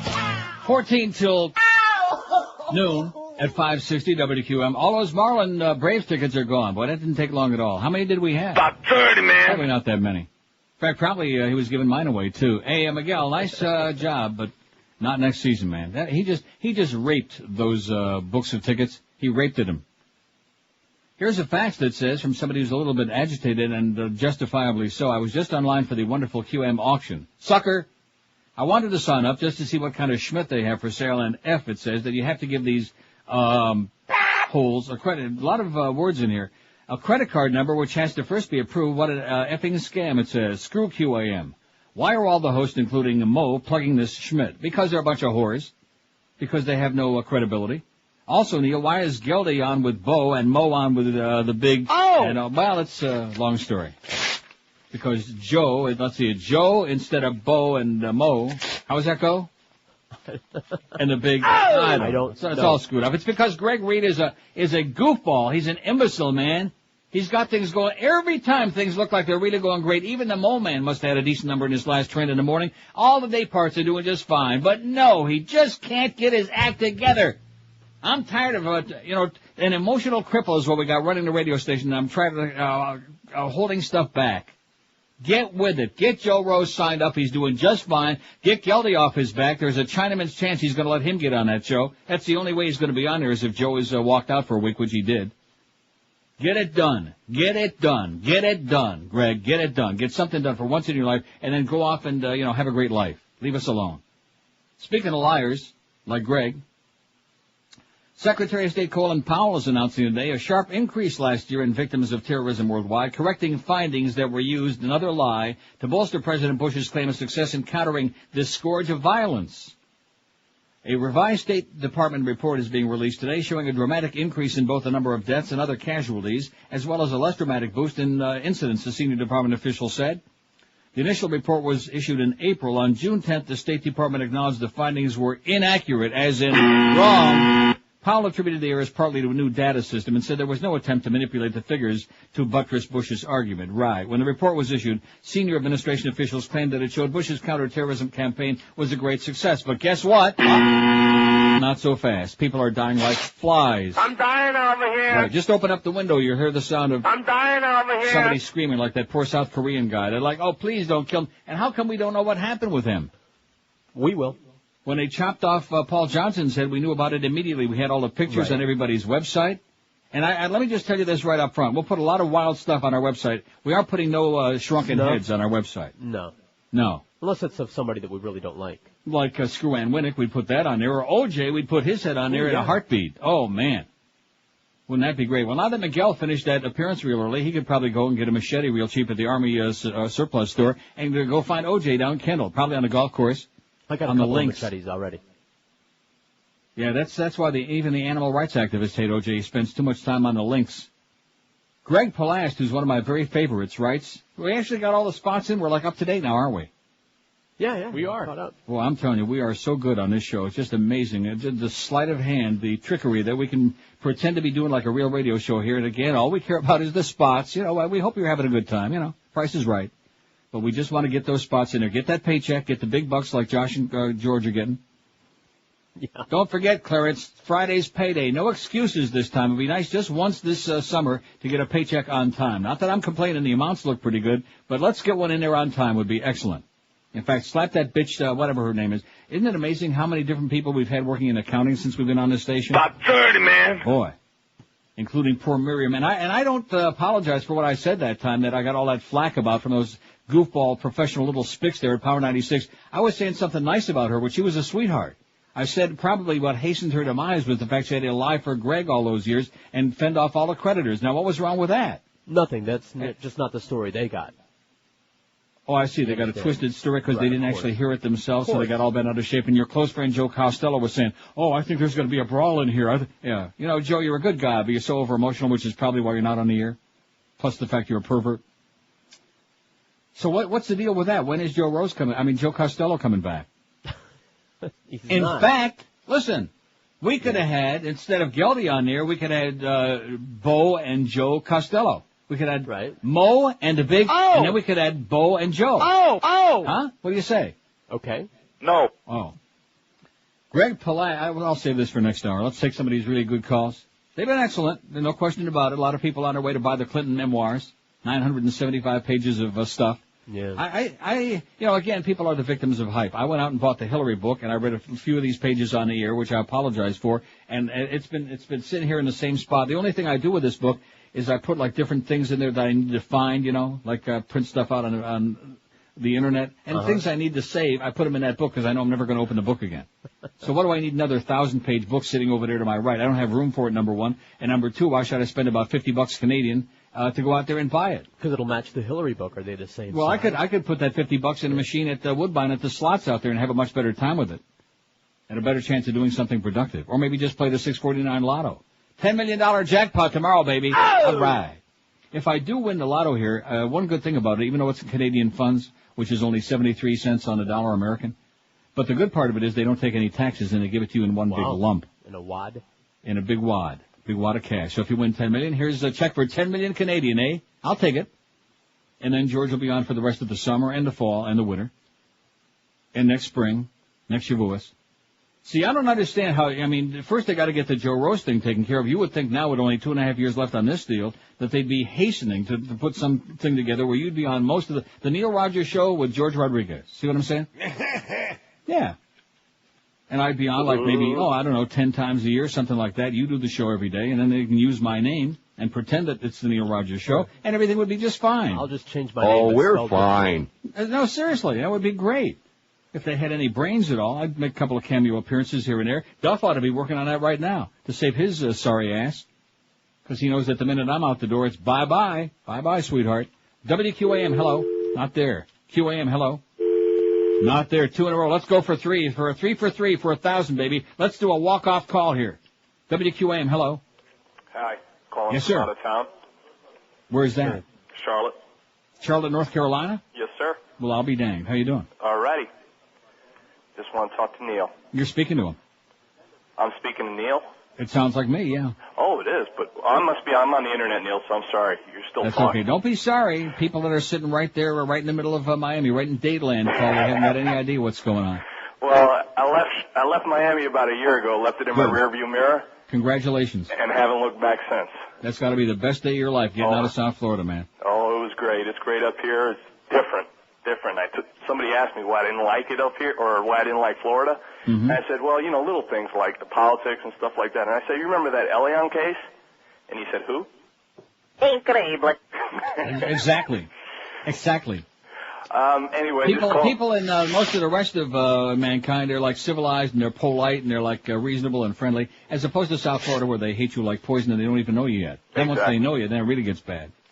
But I wanted to ask, I've been calling on the out-of-town line, and nobody's picking it up. Well, we do screenless now because we don't want to have Josh have a nervous breakdown at his young age and have to screen a call. So I just pick him up as, here and there.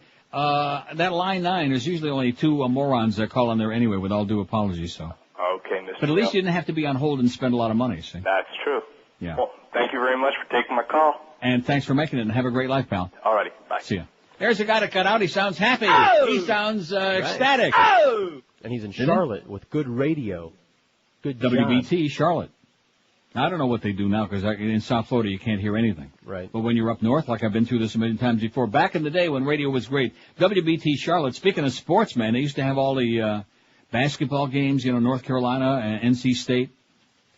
And it was just a great radio station, 50,000 watts, 11 something or other on the dial. I really don't know and quite frankly don't care. But back also in the day when I was a kid growing up and was fascinated with radio and with sports and with all these things, I used to be able to go right on from the end of the dial and all the way from the left to the right on the AM dial before FM even was heard of, and tell you every major 50,000 watt clear channel station. Like 760 was WJR in Detroit, 740 used to be CBL in Toronto. As a matter of fact, Hockey Night in Canada. Aren't you impressed? 750 WSB in Atlanta, 760 WJR in Detroit, 770 WABC New York, 780 was MBM Chicago. I don't know what 790 was. 790, of course, was WNWS, but nobody could hear that. 800 was CKLW in Windsor, Detroit, and on it went. Aren't you excited? Wow, that's something. 1180 was WHM in Rochester. 1190 was WOWO in Fort Wayne, Indiana. I'm sure as a kid, George used to listen to those hockey games, the Fort Wayne Comets, on WOWO in Fort Wayne. That was a good rock and roll station, huh? WOWO. And then there was 1020 was KDKA, and 1030 was WBZ. 1040 was WH in Des Moines, Iowa. Man, oh man. KMOX in St. Louis was 11:30. Those were the days, boy. You talk about living in the past when your radio was it was something you would grab onto. You used to have those little transistor radios, and you would hang out of that thing like it was made out of gold. It was like part of your body. You never wanted to let that baby go. Now your radio, just flush it down the toilet. Live and local. This is Sports Radio 560. QAM. Look, it's the 12 to 1 hour. Yeah, at least for today. On the next American Idol, Attorney General John Ashcroft sings. Let the eagle soar like you've never soared before. From Rocky and Bullwinkle to carry more. Mighty eagle must soar. I need more words that rhyme with soar. And I remember shopping at the Eagle store. I was out of chlorine for the pool, and I needed more. Lord God Bush is our king. I'm troubled and surprised by your computers that I spy. It seems that you like sex, but I don't like women's breasts. I'd like to cut them off their chests. It's sinful to have sex, and that's why I cut a hole in my sheet. And I pour hot wax down my pants. But I think it's a crime to dance. So let the eagle soar. And if you disagree, in the camp you will be like you never soared before. I'll tell you, we have so many emotional cripples at this radio station, it's unbelievable. Here's a fax just hot off the machine. I just reached back and yanked it. Tell me where to drop off the tickets. I'll give them back. Signed, Miguel. Oh, man. He must think I'm like an engine giver. Engine killer? Yeah, or something like that. I don't want them back. It's just that you went a little heavy duty, that's all. And next time, maybe I'll peruse through there first. God almighty. Through what?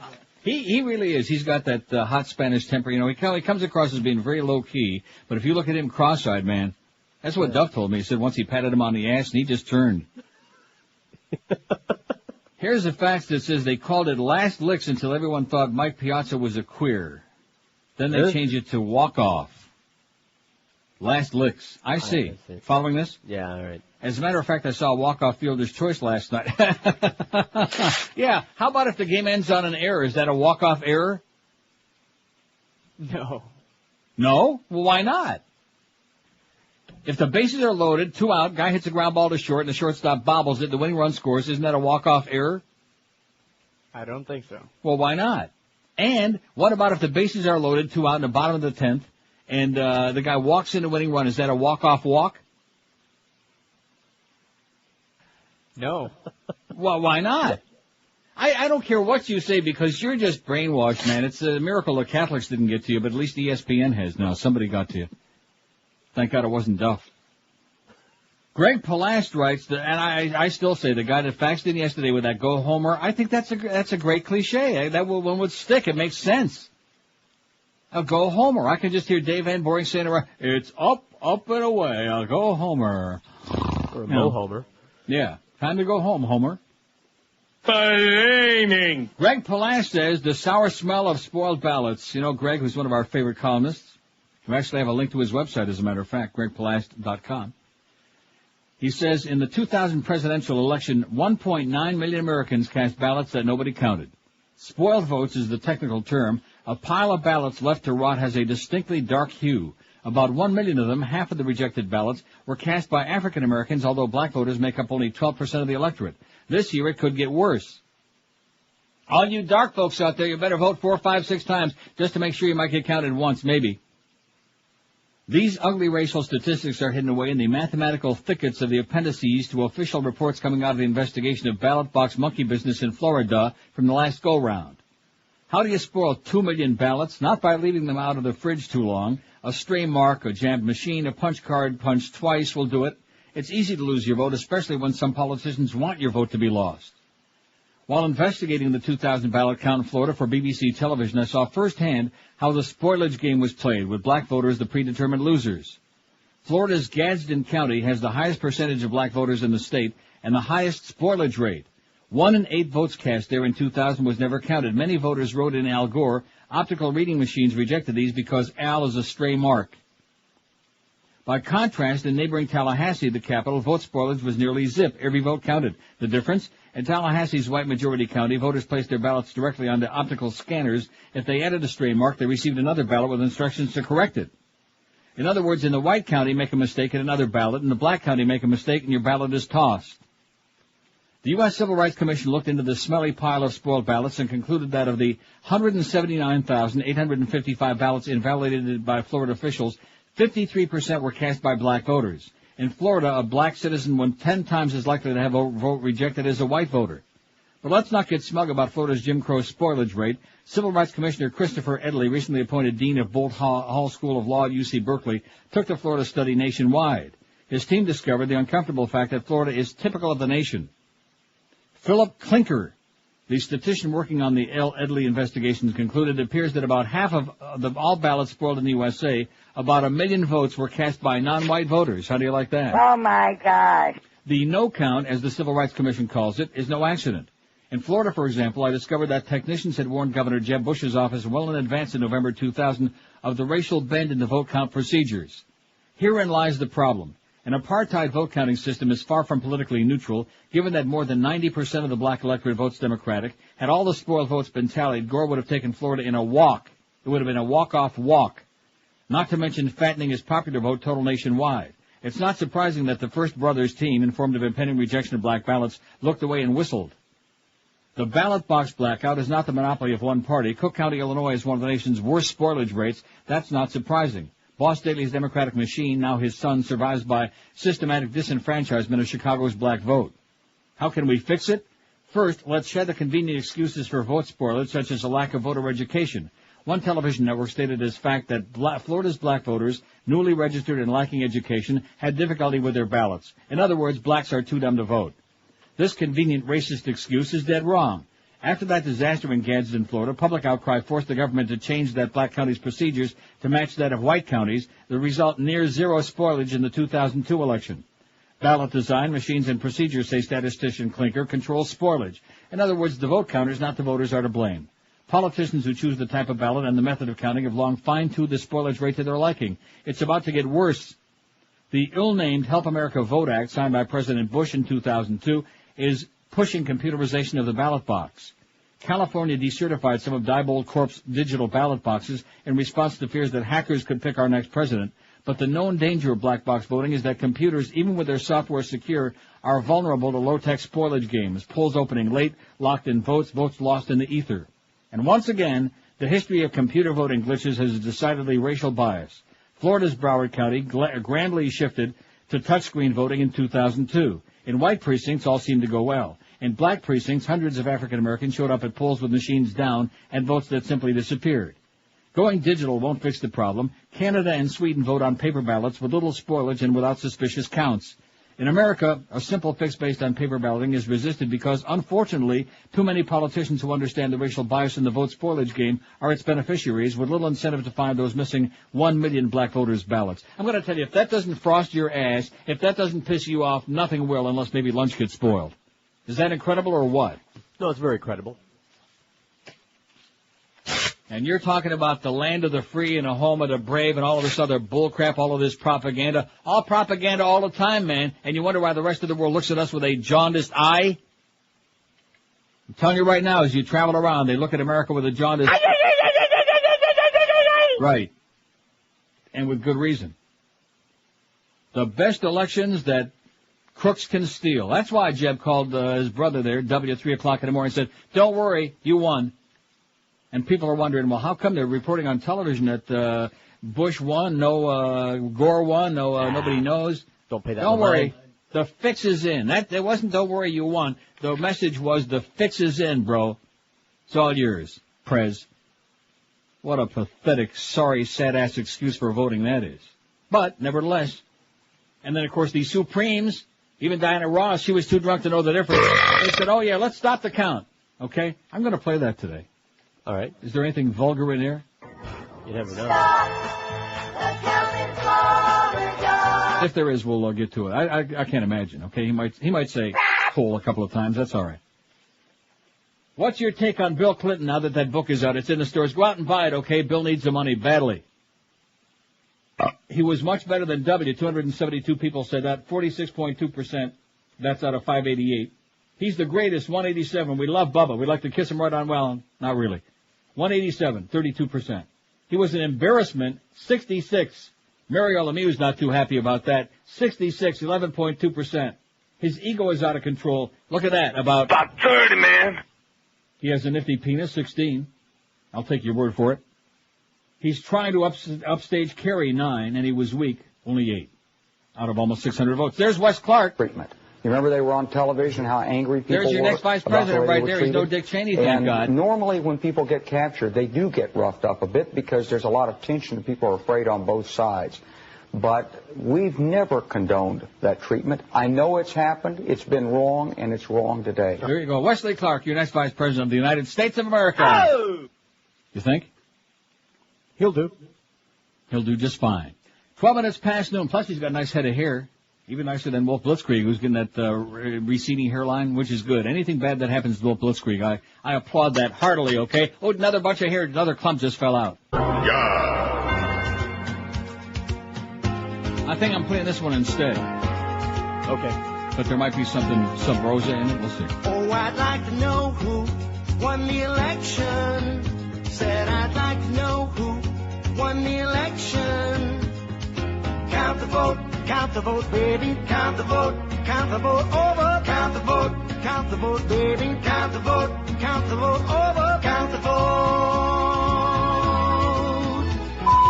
Ever since this presidential race began, I've often wondered who was going to win. Some Palm Beach people went to do their voting chore. So count up all the ballots and find out who's gotten more. Those old folks seem to have one thing in common. Looks like lots of them just gave their votes to Patrick Buchanan. Oi! Oh my God. So I'd like to know who won the election. Yes, I'd like to know who won the election. Count the vote, baby, count the vote over, count the vote, baby, count the vote over, count the vote. The final tabulation started coming in. Abu Ghraib. Then I saw a news flash on Channel 10. Some angry people all together in a bunch. They said they were confused and didn't know which hole to punch. Those old folks seem to have one thing in common. Looks like lots of them just gave their votes to Patrick Buchanan. So I'd like to know who won the election. Said I'd like to know who won the election. Oh, I'd like to know who won the election. Yes, I'd like to know who won the election. Count the vote, baby. No. Count the vote over. No. Count the vote. No. Count the vote, baby. Count the vote over. Count the vote. How many for Bush? Count the vote. How many for Gore? Count the vote. How many for Bush? Count the vote. Are there any more? Count the vote. They messed up the ballot. Count the vote. Good old KJ, he's not a potty mouth like that little Book of Brian, you know. We don't have to bleep out anything in his bits. Isn't that great? Yeah, still, he said that bit that you wanted to play was clean. What's that? The one you were going to play before that you... Oh, Stop the Count? Yeah. Well, I hate to break the news as much as I love Boca Brian, but I like that one better. All right. Stop the count in Florida. This court is partisan. Stop the count in Florida. Make sure that Georgie won. Count them over. This race is over. Judge O'Connor is aware that Georgie's top, wants a suit and tie and coup d'etat. Scalia, he's a dumb old guinea wop. Clarence Thomas is an Uncle Tom. Don't bother them about democracy now. They want George to be crowned. Don't count them over. And a safer Tom DeLay. I'm dying over here. The town in Florida. His court is partisan. Stop the town in Florida. Make sure that Georgie won. The most blatantly corrupt and fixed presidential election since 1960, when a whole bunch of people in Chicago, a bunch of dead people voted in Illinois, thanks to Dick Daley. And Kennedy won the election based on, guess what state? Florida? Illinois. So there we go. The vote in Florida was totally bogus, and votes all across the country, as Greg Palast pointed out. Millions, probably more votes that Gore could have had, or at least hundreds of thousands, a very comfortable margin. Won hands down your pants. And in the meantime, right in broad daylight, they stole it. All those goofballs they sent down from all over the place, from outside of the state, all these interlopers, pounding on those doors. Let us in! Let us in! And of course, if Alice Penis Pequena would have any balls, they'd have made sure he was there with like armed state troopers and the National Guard, whoever needed to be there to keep the interlopers out of there, so we could have a fair election. And didn't he do a fine job for Al Gore? Right. You're done, Alex. You're toast, man. Maybe you can be on the Paul and Old Ron show, because now you're toast. You're pathetic. You're out of the closet. You've been exposed as the phony baloney that you are, the turncoat, the panderer, the philanderer, idiot. And by the way, how's all his friends at the airport doing? 5670560. This is already Tuesday now. You do understand that we're only 3 days away from the big day. You understand that? You can make people do anything if they're afraid. The FAA is taking the action to close all of the airports in the United States. All commercial and airline traffic was grounded. But we had some airplanes authorized at the highest levels of our government to pick up Osama bin Laden's family members and transport them out of this country. In the middle of the war, corporations decided to hold a conference to figure out how much money could be made. Once that oil starts flowing, it's going to be lots of money. Whatever it costs, the government will pay you. It's going to be good for business, bad for the people.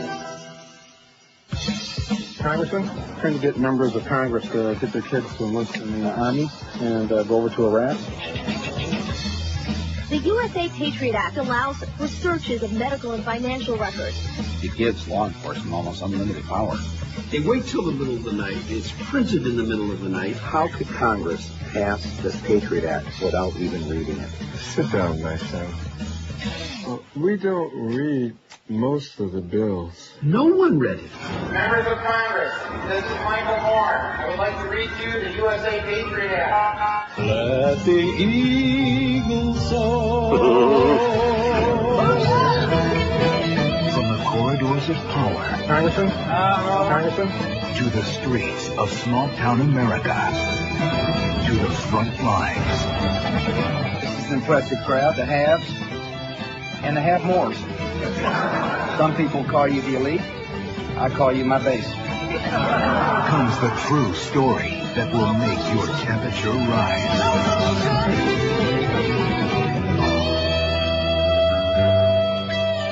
I call upon all nations to do everything they can to stop these terrorist killers. Thank you. Now watch this drive.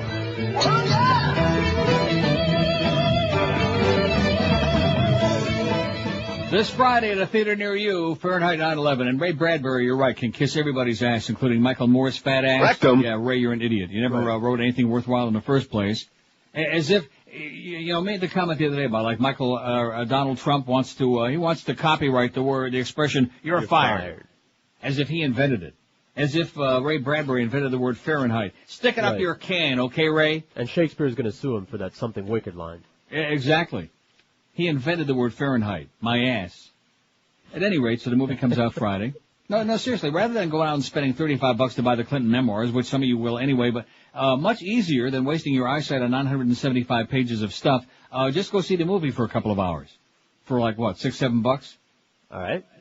As a matter of fact, I want on Friday, don't forget, I want to make sure that you get the, because I don't think I can get it here online, and it's much easier anyway. Get the Sun Sentinel and or the Herald, and we'll give the locations of all the places where the movie is playing. It'll be here. It'll be in Toronto. It'll be all over North America starting this Friday. And then whatever theaters it doesn't open at Friday, it'll be the following Friday, July 2nd. Whatever our markets. You're going to go see it, right? Yeah, several times. As a matter of fact, Josh is going to go see part of it, but then he's probably got a ball game to do with Dave, so he's going to do a walk-off appearance at the movie. Yeah. A walk-off disappearance. Right, just kind of like Renee Latchman did a walk-off Renee appearance. Maybe I should play that, too, since I'm playing all this good stuff. It's amazing that we're finding things that we can actually play still. Yeah, just a couple of seconds of this would be good. Oh, this is the old sound of Boca Brand. Walk off, Renee, please. And when you're switching pictures, costs us the game. It's clear that as a manager, you are quite lame. Absolutely. Just walk away. Yeah, do a walk-off. He did. Thank goodness for that. Jack McCann just turned 175. He's still got his marbles together. 1226 at 560 WQM. Emerald Coast wants you, just like Uncle Sam, only you'll have a much better time with him, believe me. This is no ordinary Asian buffet. The service is impeccable, and you'll never leave with an empty stomach. You'll walk out just holding your puppet. You'll be having a big smile on your puss. Emerald Coast offers you sensational mouth-watering dishes, 6 different delicious soups, dozens and zillions of succulent entrees, including New York strip made to order at their sizzling Asian grill. The brand new Hunan fish. Enjoy Maine lobster thermidor style, Jonah crab, oysters on a half shell. I'm getting choked up just thinking about it. They've got hand-carved prime rib cooked just the way you like it. Their brand new Thai specialties, too. They've got a full salad bar, a full Chinese food lineup, their brand new sushi bar, and of course fresh cocktail.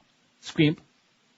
And don't forget, no headaches, no MSG, because they don't use MSG at the Emerald Coast. No cornstarch, no crap. They cook everything only with the best cholesterol-free oils. And the dessert station, incredible, featuring Belgian waffles, pies, cakes, pastries, ice cream with all your favorite toppings, even fresh fruit. You can't beat it with a stick.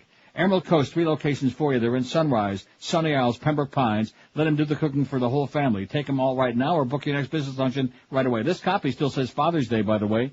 Whose account is this? Don't know. We don't know. See, that's another thing. How about if we put that on the copy so Neil and everybody can know who the hell it is? At any rate, nobody really cares who's... Yeah, right. Anyway, let Emerald Coast cook up a storm for you. Takeout delivery always available. They're voted #1 by Zagat Restaurant Reviews and WSVN News as South Florida's best Asian buffet, and they got their thumb right on it. Believe you me, they're unbeatable. The Emerald Coast Chinese Buffet. For information or directions, call 954-572-3822. 954-572-3822. We're Sports Radio 560 QAM. In Miami town at 560 WQAM.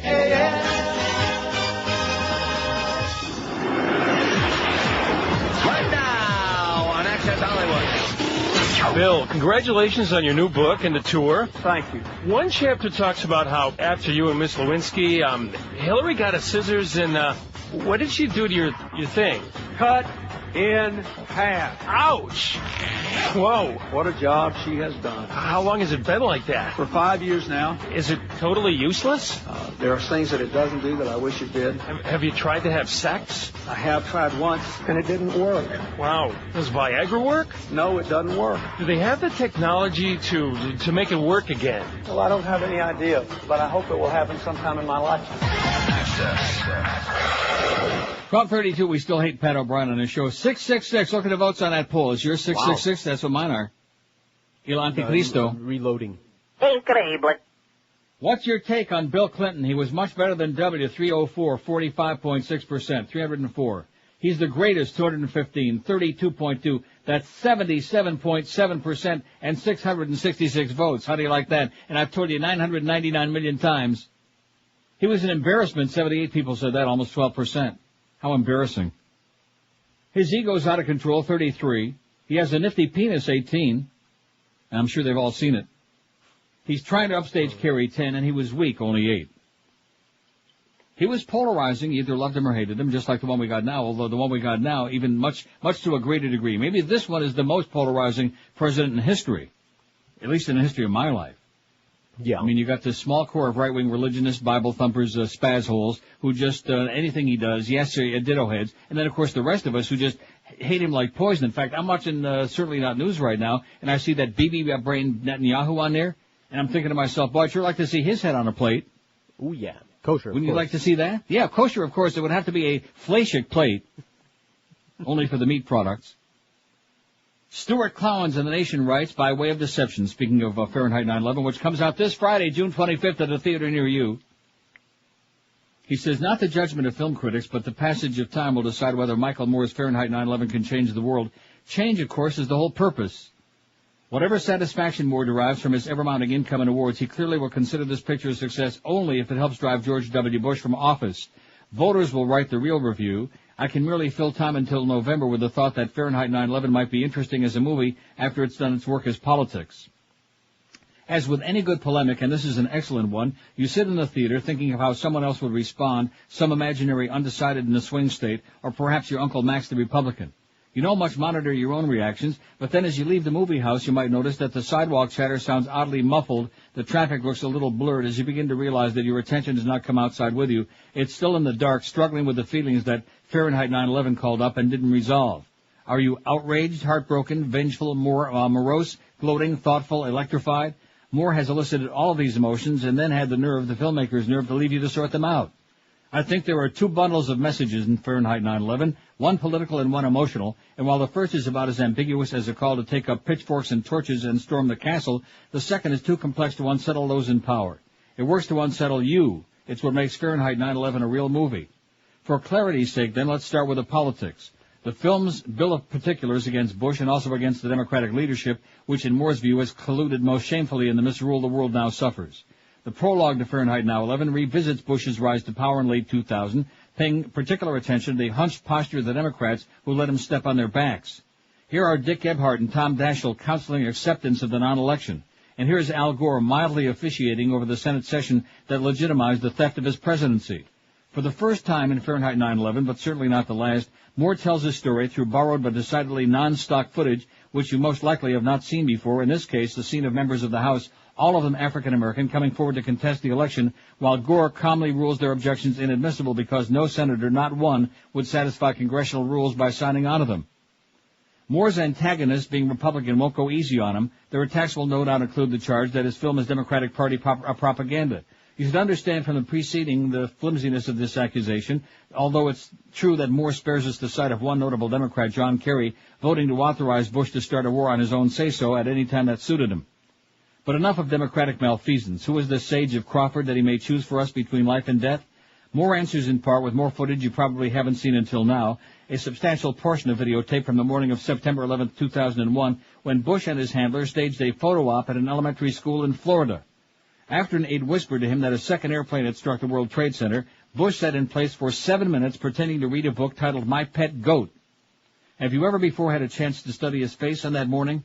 Has anything other than this movie made you feel the unendurable length of his inaction? What do you suppose he was thinking all that time as he stared into space? Moore himself asked that last question on the soundtrack as a way of opening a biographical digression about Bush, his family, and their business interests. This section of the film will particularly incense Moore's attackers, who will pronounce on him the dependable slur of conspiracy theorists, so I digress to my own. Moore alleges no conspiracies. He merely says that Bush has motives beyond those he's willing to state. To make this case, Moore begins by showing that the Bush family in general, and George W. in particular, have received lavish support over the years from the Saudi elite, including the bin Ladens, and have offered valuable help in turn. Unlike the actualities footage that Moore uses in the film, these facts are by now widely known, although it was news to me that Prince Bandar, the Saudi ambassador, had dined with Bush at the White House on September 13, 2001. Not news to us. In speculating about this dinner and about the subsequent airlifting out of the United States of more than 100 Saudis when everyone else was grounded, Moore goes only so far as to say that the overwhelmingly Saudi makeup of the 9/11 attack teams could have proved embarrassing to Bush. He would not have wanted journalists just then to begin looking into his personal ties to Saudi interest or to ask whether any useful information had emerged from the 24 bin Ladens who had been in the country and whom he soon spirited away without the indignity of the questioning. Nothing conspiratorial about that. The worst you can reasonably say of this section of the film is that it gives Moore the opportunity for one of his man-on-the-street pranks. He films himself and Craig Unger, author of the book House of Bush, House of Saud, in front of the Watergate complex in Washington, directly across the street from the Saudi embassy, a choice of location that ensures interruption. Sure enough, onto the scene drive carloads of Secret Service agents who just want to ask politely why a film crew is working on this spot. The agents move off readily enough when given the answer, although one of them seems abashed when Moore blandly delivers his punchline, "I didn't realize the Secret Service guards foreign embassies." In fact, reasonable people may find this to be the best part of the session. So there you go. It should whet your appetite a little bit, right? It's what? And you'll like this even better, well, at least for the time being, until Friday. Walmart versus 1.6 million female workers. Judge certifies sex discrimination case against #1 retailer. Oh! I saw an ad, by the way, yesterday on TV here that I just about peed my pants. It was for Walmart spaghetti sauce. Whoa. And they had, yeah, that's not the name of it, but they have their own brand. And they showed the guys on there talking about all the lengths they go to and the tomatoes. And I thought it was like, I got confused about who the spot was for. And sure enough, they showed all the different kinds of sauces on the shelves there at a Walmart. And it was Walmart. They make their own sauce. I can't imagine what they put in it. I bet Josh Beckett knows. It's in there. It's in there. It's in there, Josh. In fact, he's probably washing his hands with it right now. At Walmart. He's their kind of guy. 20 till 1 at 560 WQAM. Is your company suffering from regulations that increase labor costs? Let Oasis Outsourcing help you when it comes to the people side of your business. Payroll administration, Fortune 500 company employee benefits, human resource services, and risk management are just a few of the services that Oasis Outsourcing can cover to help your business be more profitable. Call Oasis Outsourcing today for a free evaluation at 1-866 at Oasis. It's a toll-free call, 1-866-286-2747. With more than 60,000 employees worldwide, Oasis Outsourcing understands the many facets of human resource management.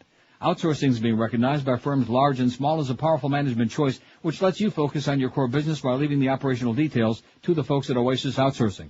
So let Oasis Outsourcing make your business a lot more profitable. If you'd like a free, no-obligation evaluation, just call that toll-free number, 1-866 at Oasis. That's 1-866-286-2747 for Oasis Outsourcing. Live and local. This is Sports Radio 560 QAM. Lollipop, little boy. They say they'll keep up all their inquiries until they expose all the secrecies. Still they're not hearing what they want to hear, 'cause no one talks while under oath in there. Is it true the FBI knew about the threats? Did CIA make judgments that they now regret? Faulty anti-terrorism policies. We just need more answers from the man who's key. We need to know. We need to know. What Bush knew about 911. We need to know. We need to know. We need to know. What Bush knew about 911. We need to know. So New York Post says Air America hit sour ratings note, but I haven't been able to print the story out yet. I'll do it during the next break. Just keep that in mind. All right. So they got a little bit of good news on the one hand is that they're not stone-ass broke yet, and on the other hand, we'll have to get to that story. We don't want to prejudge, do we? Yes. I mean, I wish Randy all the luck in the world, but other than that, that whole deal is just, it was doomed from the start. It was like Roby Young said, you're doomed. Is he still in that phone booth? Yeah. A federal judge today said a lawsuit can proceed against Walmart, Inc. Oh! in what may be the biggest civil rights class action suit in U.S. history, as the company faces allegations that discriminated against female workers. Oh, look at the poll they're taking on CNN Money. I better check that out, too. Is Walmart too big for its own good? Is there any doubt? Yes. Oh, yeah. U.S. District Court Judge Martin Jenkins in San Francisco certified the class of about 1.6 million women who worked for Walmart's U.S. stores at any time since December 26, 1998. Attorneys for the six lead plaintiffs said, if we have any women out there who used to work for Walmart, you might get some cash. How many women we got listening? About 30, man. The lawsuit filed in 2001 accuses the largest U.S. private sector employer of discriminating against women employees and retaliating against those who complained. Walmart said it would appeal the decision and said the ruling has absolutely nothing to do with the merits of the case. Right. Oh, Walmart stock is down $1.06. Good. Walmart stock sank 2.1% after the ruling and heavy trading on the New York Stock Exchange, where it was one of today's most active issues. Walmart has previously denied a pattern of discrimination and said that the number of men in management reflects the higher number of applications it receives from men for management positions. Lawyers for the plaintiff said 70% of Walmart's hourly employees are female, but women hold fewer than 15% of store management positions. Walmart faces dozens of lawsuits claiming violations of wage and hour laws and discrimination, but analysts think this one in particular could prove costly for Walmart. The concern is the potential impact on earnings growth, said James Luke, who manages the large company growth fund for BB&T Asset Management. Walmart may have to change the way they do business. Ultimately, it could add to their cost structure. Miserable, cheap, grave-robbing bastards that they are. Boy, do we hate Walmart or what? Yes. Man, despise them. Speaking of gigantic, let's get to Rasputin's penis. All right. St. Petersburg, Russia. Yeah, I got this email from you yesterday. I've been sitting on it. It's very uncomfortable, by the way. Oh, boy. Got a cushion. In a more innocent age, it was said that Gregory Elfimovich... I couldn't say it either. Gregory Efimovich, I can read it, it's just that the F and the I. Gregory Efimovich Rasputin's legendary power over women was due to his piercing eyes. But a new museum of Herakli here suggests that the mad monk's charm may instead have been concealed beneath his cassock. And you can see that, by the way, in the jar on our website, behind the beaded curtain, of course. We don't want to have no penises there like, for little kids to see. Measuring 28.5 centimeters, about 11 inches. Oh, my God. Allowing for shrinkage caused by pickling. Well, if they pickled your penis, it would probably shrink, too. There's a tongue twister you could make out of that. Yeah, I bet. Rasputin's penis displayed in a tall glass bottle is, to put it delicately, a big attraction at the museum. Boy, is this where's this from? Oh, MSN, yeah. Director Igor Kinazkin said he bought the object from a French antiquarian for $8,000, along with several of Rasputin's handwritten letters. Or is he sure he wrote it with his hand? It was not known if he had a certificate of authenticity for such a remarkable piece.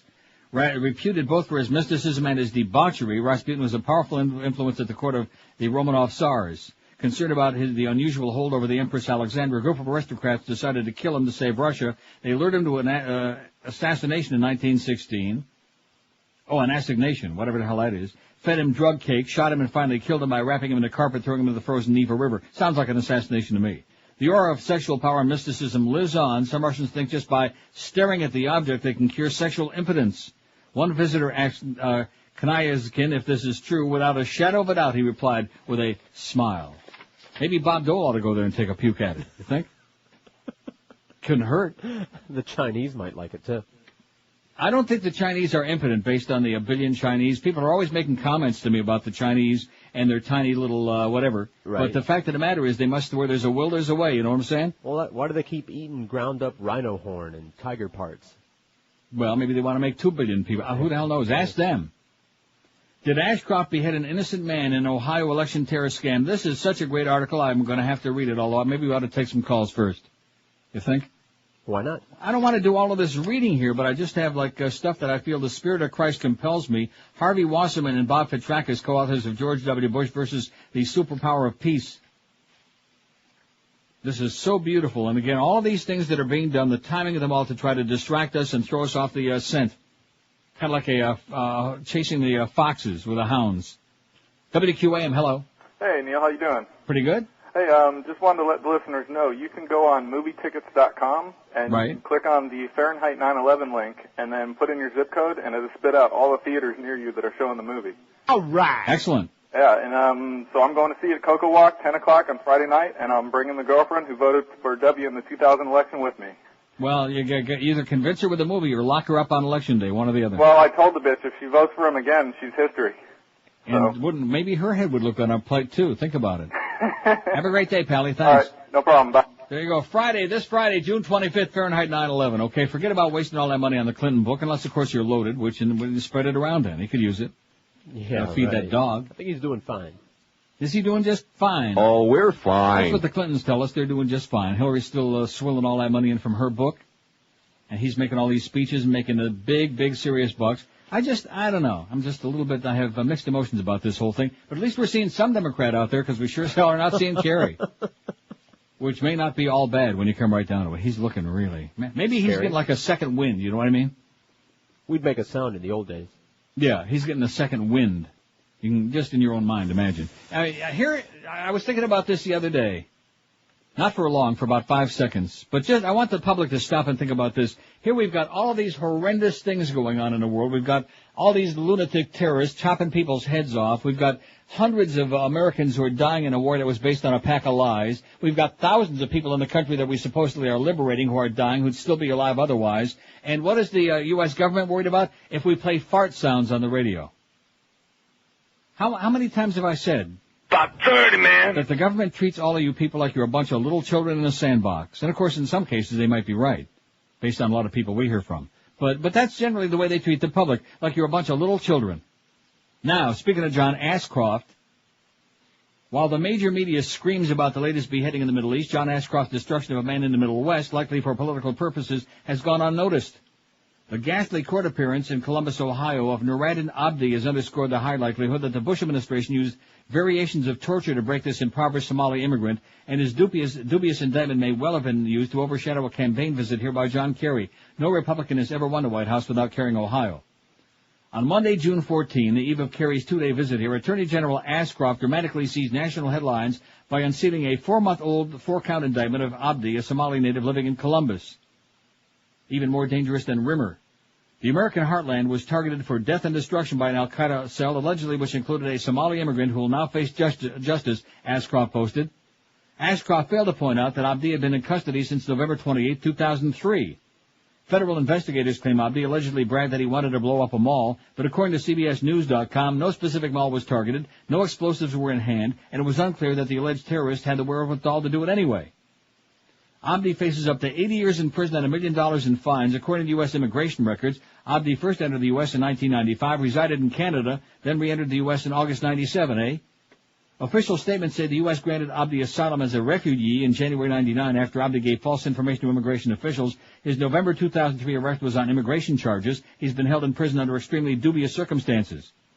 He was not formally charged with terrorism. His family could not see him and heard little from him. He had no legal representation. Last week, Ashcroft charged Abdi with plotting to blow up an unnamed shopping mall in central Ohio. The super-hyped findings immediately followed embarrassing new revelations about the administration's use of torture and came just before John Kerry's campaign appearance in the capital of this crucial swing state. Kerry raised a record $2 million in his 2 days in Ohio. Ashcroft says that while in prison, Nuruddin Abdi claimed to have gone to Mecca on a pilgrimage, but instead went to Ethiopia for terrorist training. In a BBC interview, Abdi's brother, Abdiaziz, said Nuruddin has not been to Ethiopia. He hasn't been to Mecca either. Federal magistrate Mark Abel ordered Abdi transferred to a federal psychiatric facility to determine if he's mentally competent. The evidence used to determine Magistrate Abel's decision remains sealed. Here's how ABC's Peter Jennings described the public announcement of Abdi's indictment. In Washington today, the Attorney General said that al-Qaeda has been planning to blow up a shopping mall in Ohio. John Ashcroft went before the cameras to say that a man from Somalia, currently in U.S. custody, is at the heart of this plan. Over the last 3 years, Mr. Ashcroft has made several dramatic announcements about terrorist plots in the U.S., and it's hard to verify them because the evidence is held in such secrecy. In court, Abdi looked nothing like a terrorist or his former self. His family and the larger Somali community here were horrified to see Abdi enter the courtroom smiling vacantly and failing to recognize his own brother. Apparently unconscious of his surroundings, Abdi banged his head repeatedly on the table and grinned at nothing. Many who know Abdi in the central Ohio community say the vague, sensational charges against him are absurdly out of character. No photos have emerged of abuse in prison, but Abdi's new attorney, his family, and the community who knew him find little else to conclude. Some say he apparently lost his mind while under the conditions of his incarceration.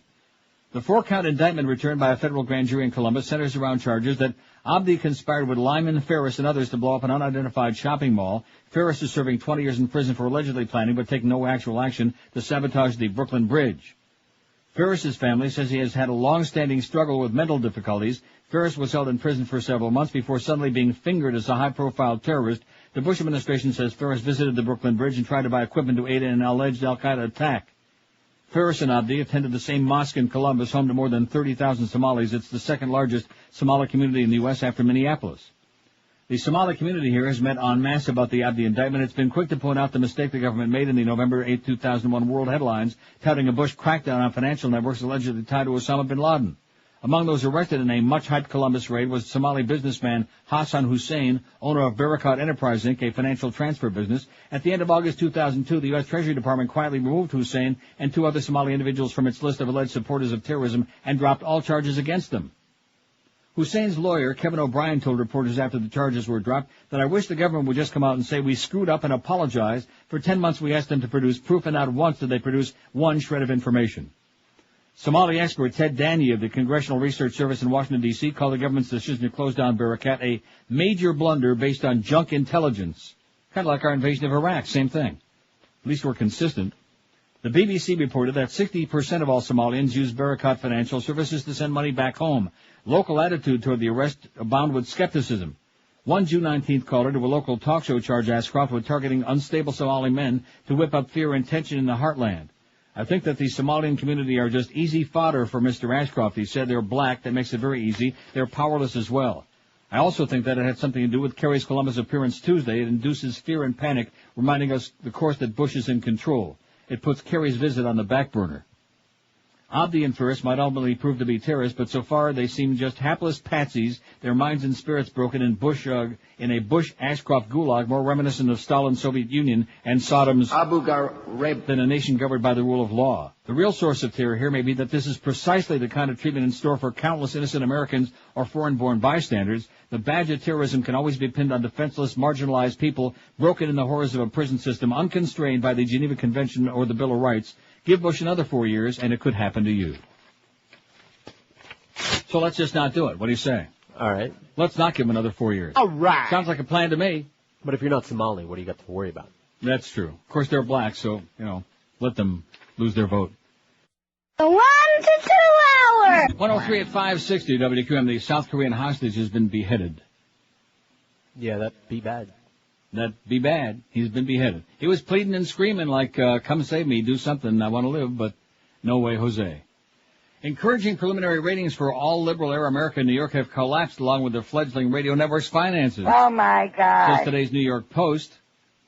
An unofficial extrapolation of Arbitron data released last Friday, which Air America's host crowed about last month but virtually ignored yesterday, showed WLIB's ratings dropping back to their lowly levels before the net's April launch. Didn't we say that in the beginning there's always like this, fascination and a lot of publicity and a lot of hoopla, and we'll see if it sticks. Evidently not yet. Arbitron cautioned stations and advertisers not to read too much into this interim monthly data, but that didn't stop Air America's star Al Franken from boasting last month that he'd beaten WABC's Rush Limbaugh among 25 to 54-year-old listeners chased by radio advertisers. Instead of ratings yesterday, Franken discussed a Wall Street Journal article that provided frightening details about alleged phantom finances, including purported promises of major backing from liberal moneybags Norman Lear and Larry David that resulted in a near-complete shakeup of Air America's executive suite last month. According to the article, many Air America investors thought the network had raised $30 million. About 30, man. When in fact only $6 million had been raised before the network launched. We have a new influx of cash coming up, said Franken, whose contract promises more than $1 million a year, according to the Journal. I'm being paid now, he told listeners yesterday. I've been paid for weeks. Franken took issue with Fox News Channel's Bill O'Reilly for interviewing a reporter last week who said Air America investors have been throwing money down a rat hole. Fox News Channel lost $150 million its first 2 years, Franken said. That was a much bigger rat hole than our rat hole. Air America President John Sinton, who declined comment through a spokesman yesterday, told the Post in April that it would be unfair to make too many judgments too soon. It takes a long time to develop a talk radio audience, he said, echoing the sentiments of many talk radio experts. This is a long-term project. The Lefty Network, which ain't too lofty, the Lefty Network, which hopes to counter the election year influence of high-rated conservative talk radio, is still without affiliates in Los Angeles and Chicago after noisy disputes over station lease payments. Except for New York's WLIB, its 15 affiliates are in medium to small markets, as in small potatoes. Good luck to them. They'll need it. Let's get a lot of calls in here this last hour, right? Right, let's do it. Hundreds. How's Jeff High doing? Is he still alive? Yes. We only can hope. And those of you who wish can pray. Pray for Jeff High. Pray for his pacemaker. Pray for his gourmet chef to cook up the right things. I bet you he's eating right now. Remember when they had the prize closet at Power and he kept breaking into it? They had all those candy bars? Yeah. That was shortly after he first got hired at QAM. They had all these boxes, cartons of candy bars And somehow he either got the key or he just like busted his rectum into the door and knocked it down. And he just kept breaking in there and stealing all the candy bars. It's a sickness, baby. It's the sugar addiction. You're talking to an expert right now. Believe you me. It's a sugar addiction. Sugar kills. More powerful than heroin. More powerful than that white powder. More powerful than anything ever known to man. Even Superman ain't as powerful. Is that, this is the real white powder. Azucar, as your good friend would say. Celia Cruz. By the way, don't forget the Celia Cruz hour starts tomorrow, 8 to 10. I think we'd have a better chance with that lead-in than Bo and Geldie and O and whatever we got now. WQAM, hello. Neil. Yes, sir. I got a little spy report on Joe Rosenthal there. Yeah. On the Saturday morning show, he said, this is Greg Reed's quote, that he'd go to anger management class. Did you hear anything like that? No. It was it's about 10:30 on a Saturday morning he was talking about it. Yeah. That Greg Reed needs for him to go to anger management class. Well, what does that mean? That I guess he ain't getting paid. Well, no ticky, no washy, baby. That's why he's not on this week. And if Greg Reed don't get him straightened out, man, here's this guy. Seriously, how Greg Reed continues to maintain that job? He must have naked pictures of all of the Beasleys, you know? He must have Carolyn doing a billy goat. Got to. I'm talking about Carolyn Beasley, that is. Had to clarify that fast, didn't I? Oh, I'm sorry, I was spaced out. Yeah, I'll bet you were. I was reading some porn. Yeah. No, I mean, how can this man continue surviving? He keeps screwing up, and no matter how many times he screws up, he still falls into a bucket of stuff, you know, every time. I think it's that horseshoe you keep talking about. And then, no matter how many times he does that, then he manages to find another way to screw it up again. Just like when it looks like we got it all straightened out, here comes Greg to screw it up again. Man, this guy is just amazing. I'll bet you if Duff took in his personal proctologist, they would find 50 horseshoes, 185 four-leaf clovers, and God only knows what up inside his rectum. Who knows what? Attention, and maybe Richard Gere's Lucky Gerbil could be in there too. You remember he used to have a gerbil named Lucky? Oh, he wasn't so lucky. Maybe that blind dog is in there too, the one that's blind, deaf, and dumb, and with 3 legs. Oh God, Greg, get your sign and quit dicking around. Oh, I didn't say that, did I? No, I didn't hear nothing. Oh. Well, that's a different thing. 5670560, pound 560 on the AT&T and Verizon Wireless. As a matter of fact, now that I think of it, we actually can say that. Once or twice. What? WQAM, hello. Good afternoon, Neil. Yes, sir. Good afternoon. It's come to my attention that the disciples are now faxing. Reverend Jones will not be. Oh, jeez. Like I said, you won't be on the air again. I decided that during the vacation, okay? There's no way that crowd is going to be on the air again. If you know, once in a while, if we want to drop in a cutie of our own here on this end, like you're gay. Yeah, that would be good. The first word I heard sounded like the phoniest voice I've ever heard in my life, and I thought, well, you know, and it was. I'm in a good mood, and it was. Forget about it, okay? Go find another show. Go lease some time there on Waxy. They got plenty of time to sell. Go lease some time on those make-believe on WFALL, whatever that is, Fall Radio. WQAM, hello. How you doing, Neil? Pretty good. The thing is that's not me. Yeah, we know. WQAM, hello. Hello, Neil. Yes, sir. How are you? Pretty good. You got the greatest idea. You do your show from another country and another land. Yeah. And all the crap. These people just want to kill each other. And it all starts with Howard Davis. He is the instigator. He is. And don't say dick anymore. Wow, they are in a frenzy now, aren't they? Just when they thought, when they know they're going to get their water cut off, man. What's when they start getting Josh Beckett disease? Who knows what they're going to be drinking next? 5670560. These are good. I told you, let's get a lot of great calls this last hour. We're not building no pole today because pole building's boring. Put George back on. Get Geldie on. Anything. Retire. Right. We haven't had that in quite a while yet. And you want to know why? They're starting to get nervous with this summertime deal coming. I mean, they liked you a lot last week, but, you know, after a couple of weeks of that sniffing ass. WQAM, hello. Hey, Neil. Yes, sir. I wish I was on hold for all these dumps that are going on. Oh, yeah. Even in the QMT room, they never had as many dumps. Right. Regarding the 2000 election results. Yes. Have you ever talked about database technologies and the voter purge lists? Yes. Oh, okay. I just saw a documentary called Unprecedented, and it it nails it. It's it blows your mind, right? Yeah. So, I mean, the fix was in long before the count was stopped or any of that, you know? No question about it. Unbelievable. All right, man. But you know something, even with the fix being in before the vote was, even with that, if they would have kept counting, he still would have lost. Sure. That's why they had to get these Supremes in there, Diana Ross and Token Thomas and that whole bunch. Right. Good luck to us, Pally. Well, it's just, I mean, you could have race riots over stuff like this, you know what I mean? I'll see you at the border. Yep. Later. You know, I got this spot for Brandy's here, and I'm sure that there's a tag, because every week they have a great special sale at Brandy's, but we don't have any tag for this week. And I have a feeling that Troy Stratford may have been kidnapped or something. It's not him anymore. We had one for last week. Troy! Yeah, but we don't have one for this week. That's my point. Last week was last week. This week is this week. Do we have one for this week? Troy! Whose account is it now? Berkeley. Oh, well, forget about that. She is whoever, have I ever met her? No, you've never had. She's all right. But what do you mean she's all right? She may be the nicest person, and maybe she sniffs your armpits or whatever, but she sure as hell ain't doing no job on these accounts. We got Emerald Coast doing Father's Day spots. We got Brandy shoes with no tag. We got that one that you know about that I don't even want to mention on the air that's become a major project because Todd Dreck is a Mongolian idiot. And in the meanwhile, Muff is back there playing grab ass with Clarence in the programming office, and none of this stuff is getting done. Not that it's their job, but if we're going to let Screw-Ann handle it, forget about that. She's too busy handling other things. Roy! And then when she heard about that Rasputin picture, well, forget about today. She's busy. Attention, man. Yeah. 113 at 560 WQM. You know, when you shop for quality footwear, great selection and professional service, the only place to take those feet is Brandy Shoes in Pompano Beach. They've been doing it right for years and years and years.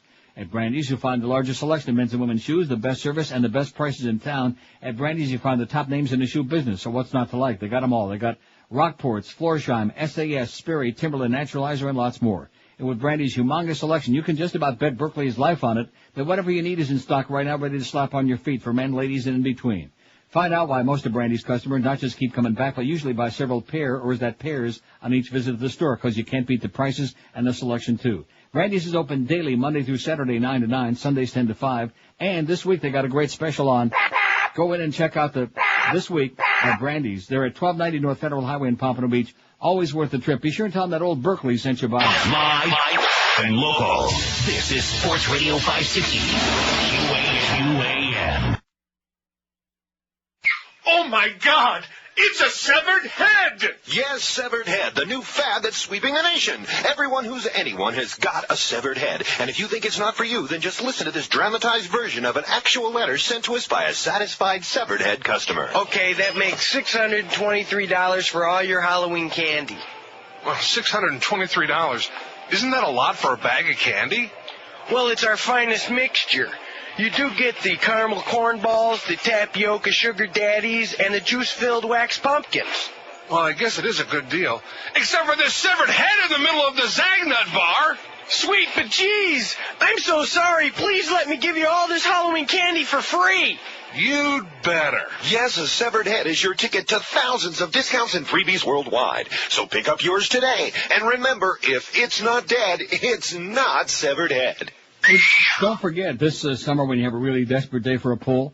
Yeah, when? What would you rather have as a souvenir, a severed head or a Rasputin's penis? Well, which one goes on the end of a keychain better? An Iraqi militant group has beheaded its South Korean hostage, Al Jazeera TV reports today. The Pan-Arab station said it received a videotape. I wonder how long before we'll get to see it. 5 minutes. A videotape showing that Kim Sun-il had been executed. Kim, 33, worked for a South Korean company supplying the U.S. military in Iraq and was abducted last week, according to the South Korean government. Al Jazeera, which had not broadcast the tape, said the execution was carried out by the Al-Qaeda-linked group Monotheism and Jihad. Oh, what a great combination. News of the beheading reached the White House in the midst of a briefing by spokesman Scott McClellan, who was not aware of the report. That would be horrible news, he said. There simply is no justification. Isn't that a great response? There is simply no justification for those kinds of atrocities that the terrorists carry out. As if somebody would say, oh, yes, there's a justification. You're wrong. God, what an idiot. We've seen some of the barbaric nature of the terrorists recently when it comes to an American citizen that was killed in Saudi Arabia. It's a reminder of the true nature of the terrorists. Right, they only hijacked 4, and they were going to hijack 10 planes if they could, but the deal fell through. 4 planes and flew them into buildings, and one got taken over and flown into the ground and killed 3,000 people. But now we're finding out that they're barbaric and they're lunatics, which is all the more reason why not a single one of you ought to accept the fact that we've been spending these billions of dollars for the last year plus invading a country that we have no business invading, that was not a hotbed of terrorism, that wasn't a threat to us, instead of using that money to go find Osama Yamama and all these other Saudi lunatic killers. Really interesting how how lazy we are in going after these Saudis, isn't it? You don't think that there's some connection there, do you? Not that I'm paranoid, you understand that. What'd they ever do? Right. Not much. Went in there and took over the oil fields and decided that they were the rulers. Set up a whole bunch of religious schools for all, and then turned everybody into a religious nut. All the schleppers that are living there, living like peasants. Remember that? Remember the show on 60 Minutes with the Sheik a year or two ago? Which one?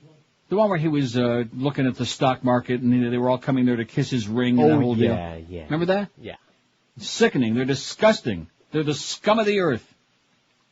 And because they got all that OIL, I'll guarantee you right now, if they didn't have all that OIL, we'd just blow them off the mat tomorrow. Sure, just get it over with. Just for fun. And the world will be a much more beautiful place. High court sides with HMOs to limit patients' right to sue. We got a couple of Supreme thing here. And by the way, don't count any more votes.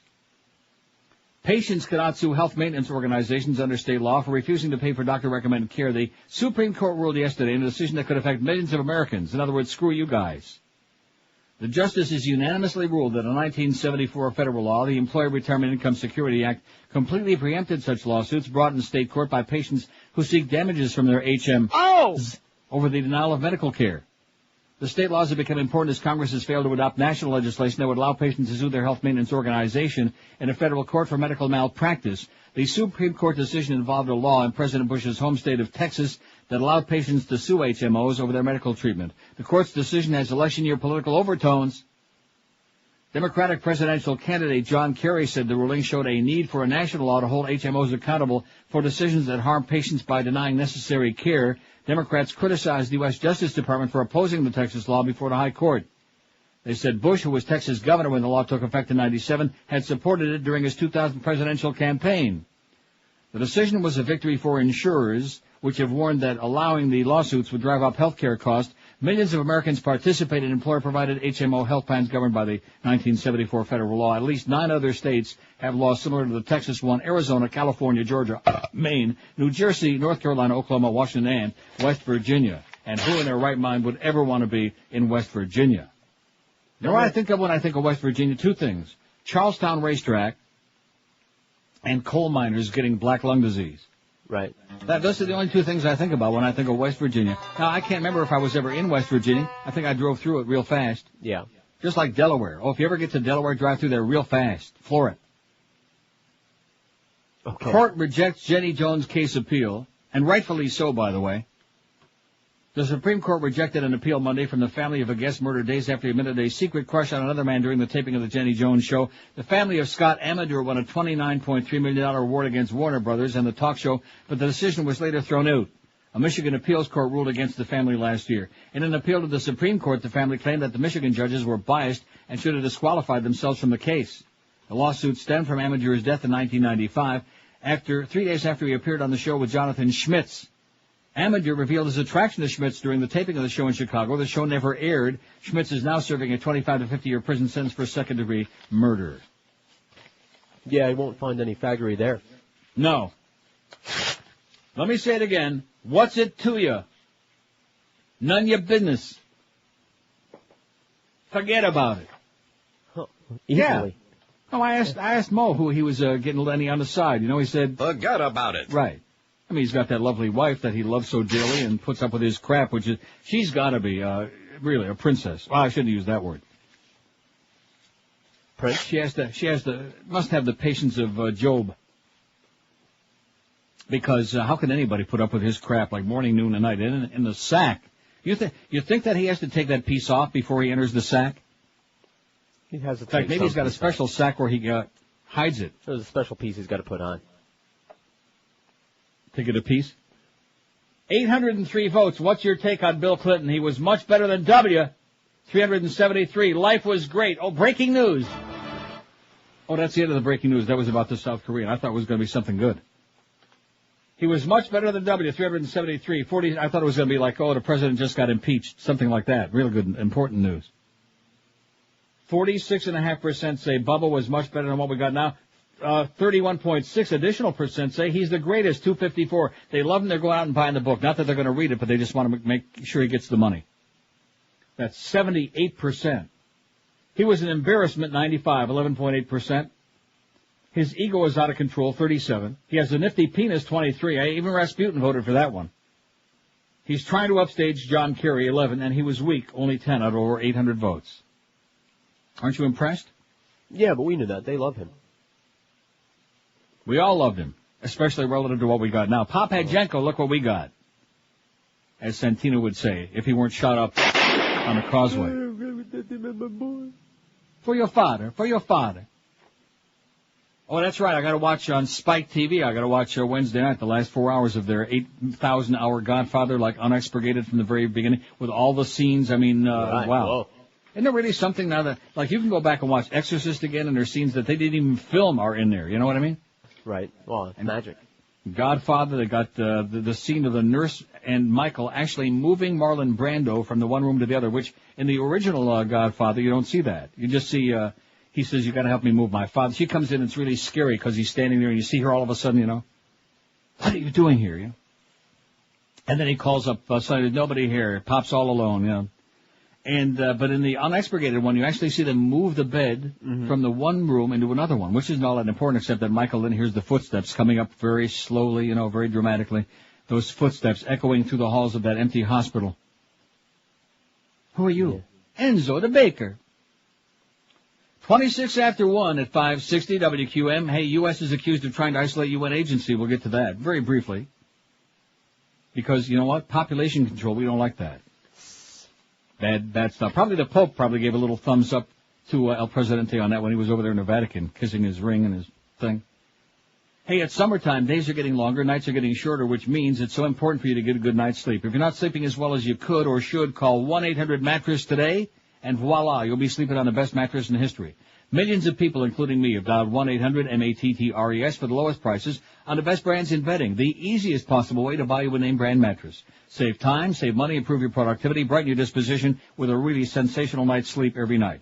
Dial Mattress is ranked number 1 in customer satisfaction. They were winners of the 2004 Better Business Bureau Local Torch of Excellence Award. When you call 1-800-MATTRESS, you'll get the best prices on the best brands with delivery in that 2-hour window on your schedule when it's convenient for you, and, of course, the best customer service in the business. Dollar Mattress has got the complete line of Sealy, Serta, King Coil, Simmons, Tempur-Pedic, and Stearns & Foster Hewitt. From Kendall to Stewart, Palm Beach to Fort Myers, Dollar Mattress can and will deliver you the finest bedding going anywhere. Everybody at QM is catching on. They're calling 1-800-MATTRESS for their beds, and you ought to be doing the same. Just log on to mattress.com to get more info, or call them toll-free for Dollar Mattress, the easiest possible way to get you a great night's sleep. 1-800-MATTRESS, 1-800-MATTRES. Live and local.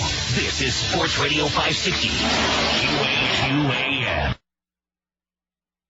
Okay, but this is the Grill, and we're talking hardball on 560 WQAM. Call me, homie, right here at 567-HO-HO. Oh, 56, call me, homie. Let's be talking to Steve in Miami. Steve, you're with me, Warren Kamati. Well, Crow, what do the Marlins have to do to win the World Series this year? Oh, that's an easy one, Steve. They got to swing the bat, hit the ball, pitch some strikes. Remember, the game of baseball is 50% hitting. That's almost half. 50% fielding, 50% pitching, and 25% managing. But, Crow, that's 175%. What? Don't you be questioning me. Would you be ignorant? Be what? Ignorant. Ignorant, I said. You be ignorant. Well, no, I'm not ignorant. Boy, I played professional baseball in a third world country against men half my size. Did you? Well, actually, I played in... Are you gonna... Call me, homie. I'm the Crow. Out at Gate G. Elemental B. 132 at 560. There's only one Crow. After they made him, they threw away the mold. Thank God. But he's okay. He's one of our people. You know what I mean? Right. I don't. Maybe he ought to do a walk-off show, like one last walk-off. Come on, you can do it. You and Geldie together. Hand in hand. U.S. is accused of trying to isolate UN agency. The Bush administration, which cut off its share of financing 2 years ago to UN agencies handling population control, is seeking to isolate the agency from groups that work with it in China and elsewhere, UN officials and diplomats say. Pressed by opponents of abortion, the administration withdrew its support from a major international conference on health issues this month and has privately warned other groups like UNICEF that address health issues that their financing could be jeopardized if they insist on working with the agency, the United Nations Population Fund, because anybody with a brain knows that one thing the world needs is a lot more population. If we could just have 100 billion people, things would really be good.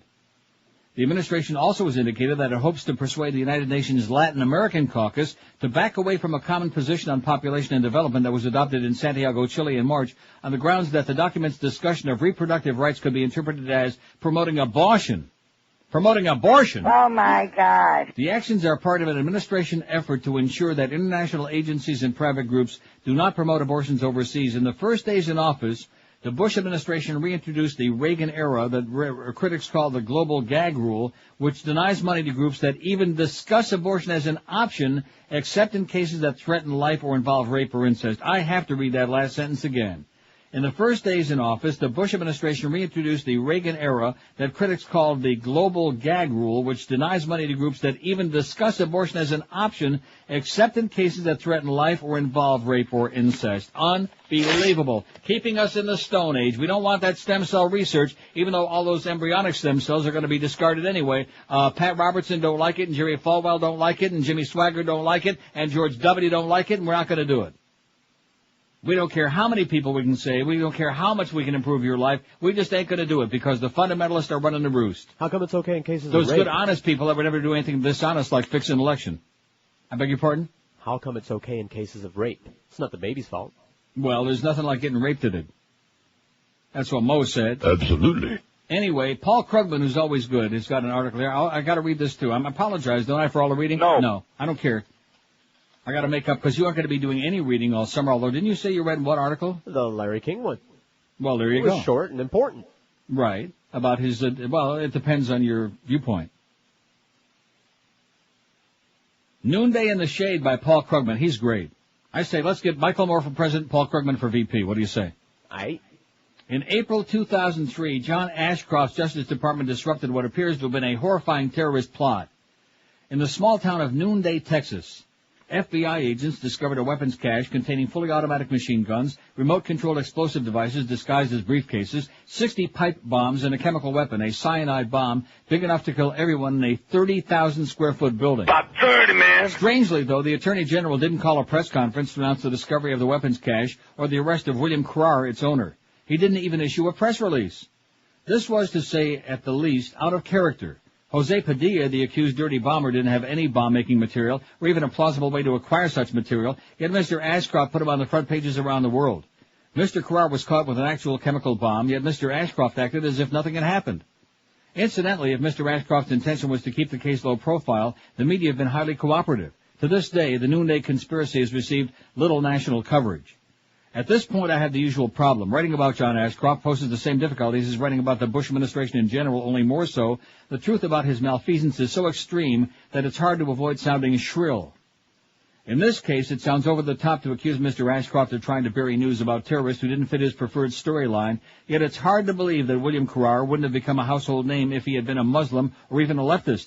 Was Mr. Ashcroft, who once gave an interview with Southern Partisan magazine in which he praised Southern patriots like Jefferson Davis, reluctant to publicize the case of a terrorist who happened to be a white supremacist? More important, is Mr. Ashcroft neglecting real threats to the public because of his ideological biases? Mr. Carrar's arrest was not the result not of a determined law enforcement effort against domestic terrorists, but of a fluke. When he sent a package containing counterfeit UN and Defense Intelligence Agency credentials to an associate in New Jersey, it was delivered to the wrong address. Luckily, the recipient opened the package and contacted the FBI. But for that fluke, we might have well found ourselves facing another Oklahoma City-type atrocity. The discovery of the Texas cyanide bomb should have served as a wake-up call. 9/11 has focused our attention on the threat from Islamic radicals, but murderous right-wing fanatics are still out there. The concerns of the Justice Department, however, appear to lie elsewhere. 2 weeks ago, a representative of the FBI appealed to an industry group for help in combating what he told the audience the FBI regards as the country's leading domestic terrorist threat, ecological and animal rights extremists. Even in the fight against foreign terrorists, Mr. Ashcroft's political leanings have distorted policy. Mr. Ashcroft is very close to the gun lobby, and these ties evidently trump public protection. After 9/11, he ordered that all government lists, including voter registration, immigration, and driver's license lists, be checked for links to terrorists. All government lists, that is, except one. He specifically prohibited the FBI from examining background checks on gun purchasers. Mr. Ashcroft told Congress that the law prohibits the use of those background checks for other purposes, but he didn't tell Congress that his own staff had concluded that no such prohibition exists. Mr. Ashcroft issued a directive later put into law requiring that records of background checks on gun buyers be destroyed after only one business day. And we needn't imagine that Mr. Ashcroft was deeply concerned about protecting the public's privacy. After all, a few months ago, he took the unprecedented step of subpoenaing the hospital records of women who've had late-term abortions. After my last piece on Mr. Ashcroft, some readers questioned whether he is really the worst attorney general ever.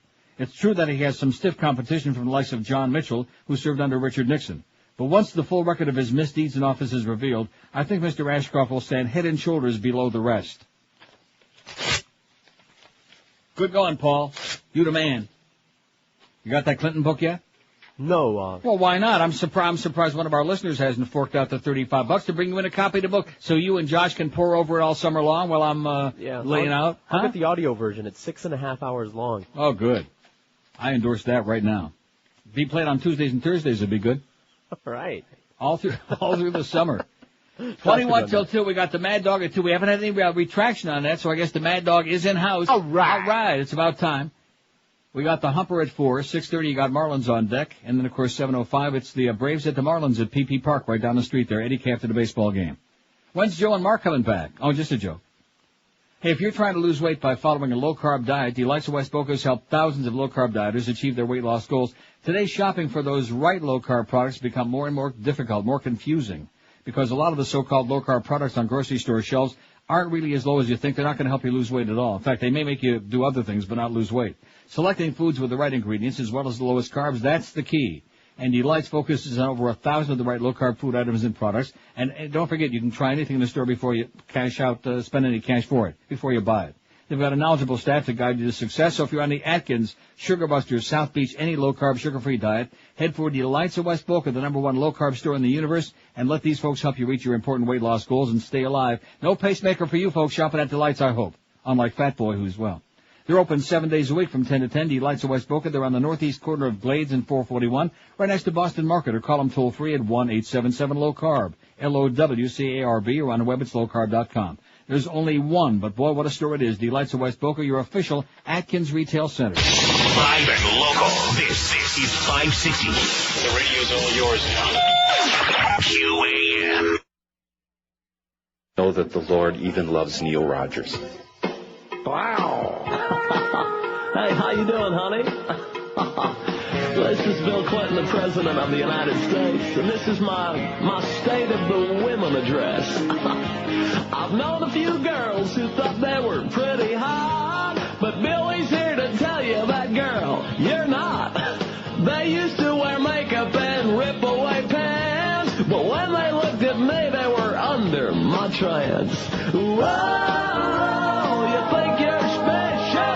Whoa, you think you're something else? So, Paula Jones, you got a new nose. That don't impress me much. Well, you got the brain, but have you got the touch? Now, don't get me wrong, well, I think you're alright, but that will keep me warm in the middle of the night. That don't impress me much. Let's move along, shall we? I think you'll remember this one. She had a tape recorder that she kept on her phone, and after she ate steak, she would bury the bone. She got herself some lipo and a tummy tuck, but she's still as ugly as a hockey puck. Whoa, she thinks she's something special. Whoa, she thinks she's something else. So, Linda Tripp got some surgery. That don't impress me much. Well, you got the brain, but have you got the touch? Now, don't get me wrong, yeah, I think you're alright, but that won't keep me warm in the middle of the night. That don't impress me got me, buddy. Oh, yeah, how about this next one? A big, chunky girl with a purple beret. That damn Gap dress nearly put me away. Little secret meetings in the corridor. I could have taught Wilt Chamberlain how to score. Well, she thinks she's special. Well, she thinks she's something else. So, Monica, you lost 40 pounds. That don't impress me much. Well, you got the brains, but have you got the touch? Now, don't get me wrong, well, I think you're all right. But that won't keep me warm in the middle of the night. That don't impress me much. I've saved the best for last. Well, I've tried to cut the brakes on her car. No offense, but I think I'd rather sleep with Kenneth Starr. When she gives birth, I think her offspring should hatch. Big old legs and an ass to match. Oh, she thinks she's special. Oh, she thinks she's something else. So, Hillary, you're going to be a senator from New York. That don't impress me much. Well, you got the brains, but have you got the touch? Don't get me wrong, well, I think you're all right. But that won't keep me warm in the middle of the night. That don't impress me much. Thank you. That is my State of the Women address. I love you. 147 at 560 WQAM. The U.S. will hand legal custody of Saddam Hussein and an undetermined number of other former regime figures to the interim Iraqi government as soon as Iraqi courts issue warrants for their arrest and request a transfer, U.S. officials said today. However, I think we're a little bit nervous that they might just, either let him go or hang him from some pole somewhere. Yeah. In addition to which, once he gets on the loose out there with all those other look-alike Sadams, who the hell knows which one has the Tony. However, the U.S. will retain physical custody of Saddam and the prisoners while giving Iraqi prosecutors and defense lawyers access to them, the official said, on condition of anonymity. In other words, we're going to keep the shackles on him for a few shekels, but they can, they can feed him. A military judge today refused to dismiss charges against Staff Sergeant Ivan Frederick the Tooth, one of 7 American soldiers accused in the Abu Ghraib prison scandal. How come you're so newsy again, Neil? Because I feel like it. Go back to New York. Hey, by the way, the Mad Dog is in Iceland. He's doing a show from Iceland? That's right, the Iceland Open golf He's tournament. actually doing his show from there? Yes. Well, if it sounds as good as the setup they had for me in Amsterdam, it ought to be... Wow. Well, let's see. It's about 2 o'clock. It's about 5, 6 in the afternoon over there, I would think. I got to stick around for a few seconds and see how this sounds. About 30, man. Yeah, I'm going to have to delay my lunch a couple of seconds. All right. How come that's not on here? Oh, that's at the big golf tournament. Oh, how sad. I love the Mad Dog, but boy, anybody on the station when they start with that golf stuff, oh, brother. Cleric dodges abuse charges in 2 nations. Somebody faxed this in before the show. I didn't want them to think that we're not going to use this. Okay. Because we're always looking for a good child molesting priest. Cleric dodges abuse charges in 2 nations, from the Dallas Morning News. The Mexican bishop had trouble on his hands. An attacker had nearly killed one of his priests, whose sexual misconduct was well known to the bishop, and now villagers were telling police about a stream of young male visitors to the priest's parish residence. The U.S. bishop had a different problem, a lack of Spanish-speaking priests to serve a growing immigrant population. And so, in 1987, the Reverend Nicholas Aguiar got a fresh start in Southern California. Just 9 months later, he was on the move again, leaving behind one of the largest child sex abuse cases in Los Angeles Archdiocese history. Oh, my God. Again, scandal was contained within the priest hiding abroad. You ever hide abroad? Sometime in a broom closet. Matter of fact. Aguiar's tale of international flights fits a pattern that the Roman Catholic Church leaders have repeated around the world. A year-long Dallas Morning News investigation has found. I'm going to read that again. See, we had that big, dog and pony show there for a few weeks, and they're all whipped up and they're having a conference in Dallas, no less. All of that baloney. Now it's just back to business as usual. Aguiar's tale of international flight fits a pattern that Roman Catholic Church leaders have repeated around the world. A year-long Dallas Morning News investigation has found. In this case, the 2 bishops have become prominent figures in the global Catholic hierarchy. One, the Reverend Norberto Rivera, is now Mexico City's cardinal and one of his country's most powerful men. The other, Los Angeles Cardinal Roger Mahoney, leads the largest diocese in the U.S. Aguiar is more than just an old skeleton in their closets after dodging criminal charges in California, where police said that he had molested at least 26 boys. He was charged in a 1997 Mexican abuse case. Church leaders kept him in a ministry while the matter was pending, and even after his conviction in 2003. Recently, he was spared punishment on a technicality, a Mexican judge said. Rivera did not respond to the news written request for information about the priest. Asked after a recent mass what had become of Aguiar since his return to Mexico, the cardinal said, "I'm absolutely ignorant." He would not elaborate. That's the greatest line in history. Oh, my God. Absolutely correct, sir. Let me read that one again. Asked after a recent mass what became of Aguiar since his return to Mexico, the cardinal said, "I'm absolutely ignorant." He would not elaborate. And I think he probably didn't need to, right? No, we know. Oh, brother. 152 at 560 WQM. The Mad Dog from Iceland. Gee, if we'd have known at the beginning of the show, we could have been promoting like crazy. Can you imagine people from pillar to post and coast to coast be gathered around their radio sets, just like listening to Foster Hewitt and Hockey Night in Canada in 1932? Or something like that. Hey, let me tell you right now, if your carpets are a mess, there's one way to take care of it, and that is make one easy call to my good friends at Dry Concepts, toll-free at 1-800-248-5071. I've been using them in my house in several homes for over 20 years now and wouldn't dream of calling anybody else because nobody comes close to the fantastic job they do for you. No games, no per-room scams, none of that BS. They don't play games with it. They just do an unbeatable, fantastic job. They give you a guaranteed written price up front before they roll up their sleeves and then do that great job of dry cleaning your carpets. Same idea as dry cleaning your clothing. In a couple of hours, your carpets are dry already. They smell lemony fresh. They look and smell just like brand new, and you're ready to rock and roll again. So you really can clean today and still entertain tonight.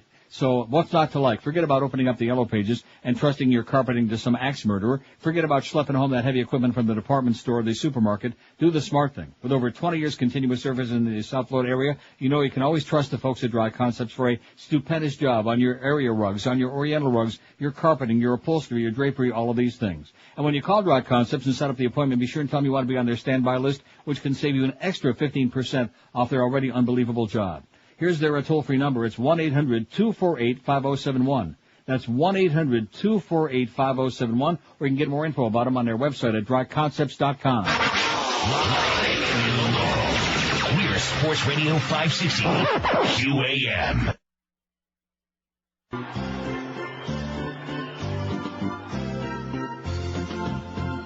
Let's abuse some more prisoners. Make them scream nice and loud. Oh! Get me some wires and a battery pack. I don't care if they ain't from Iraq. Should be used to the torture. Cause we're just playing their game. Oh! In the past, it had to be worse with Saddam Hussein.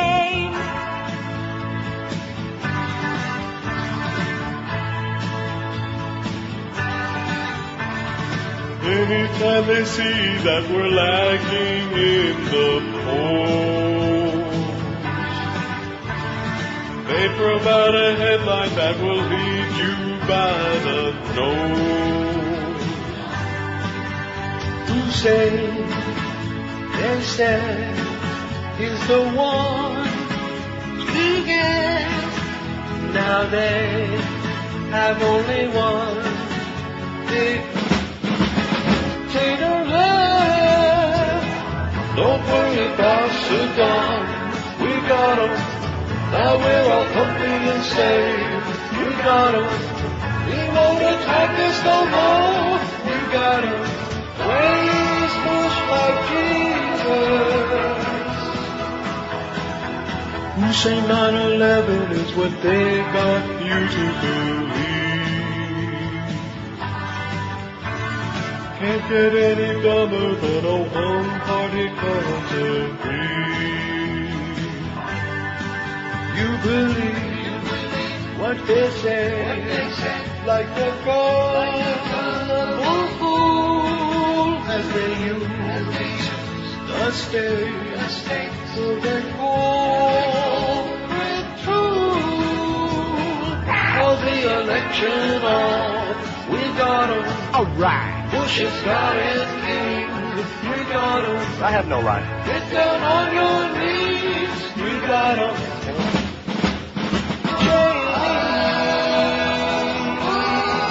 Oh! Okay, almost Mad Dog time from Iceland, no less. Is this Reykjavik, I'm assuming? I don't know. Because the only two cities I know in Iceland are Reykjavik and Keflavik. But anyway, poll today. What's your take on Bill Clinton? He was much better than W, 414. We had almost 900 votes today. Not too bad. He's the greatest, 275. He was an embarrassment, 101. His ego is out of control, 41. He has a nifty penis, 26. He was weak, 13. And he's trying to upstage Kerry, which at this stage of the game shouldn't be too hard, 11. John Kerry, is he still alive? I'll go check. But let me ask you this. Yeah? How can you tell? Bye! The Neil Rogers Show on 560 WQAM, Miami, Fort Lauderdale. Oh, my God, your breasts are beautiful.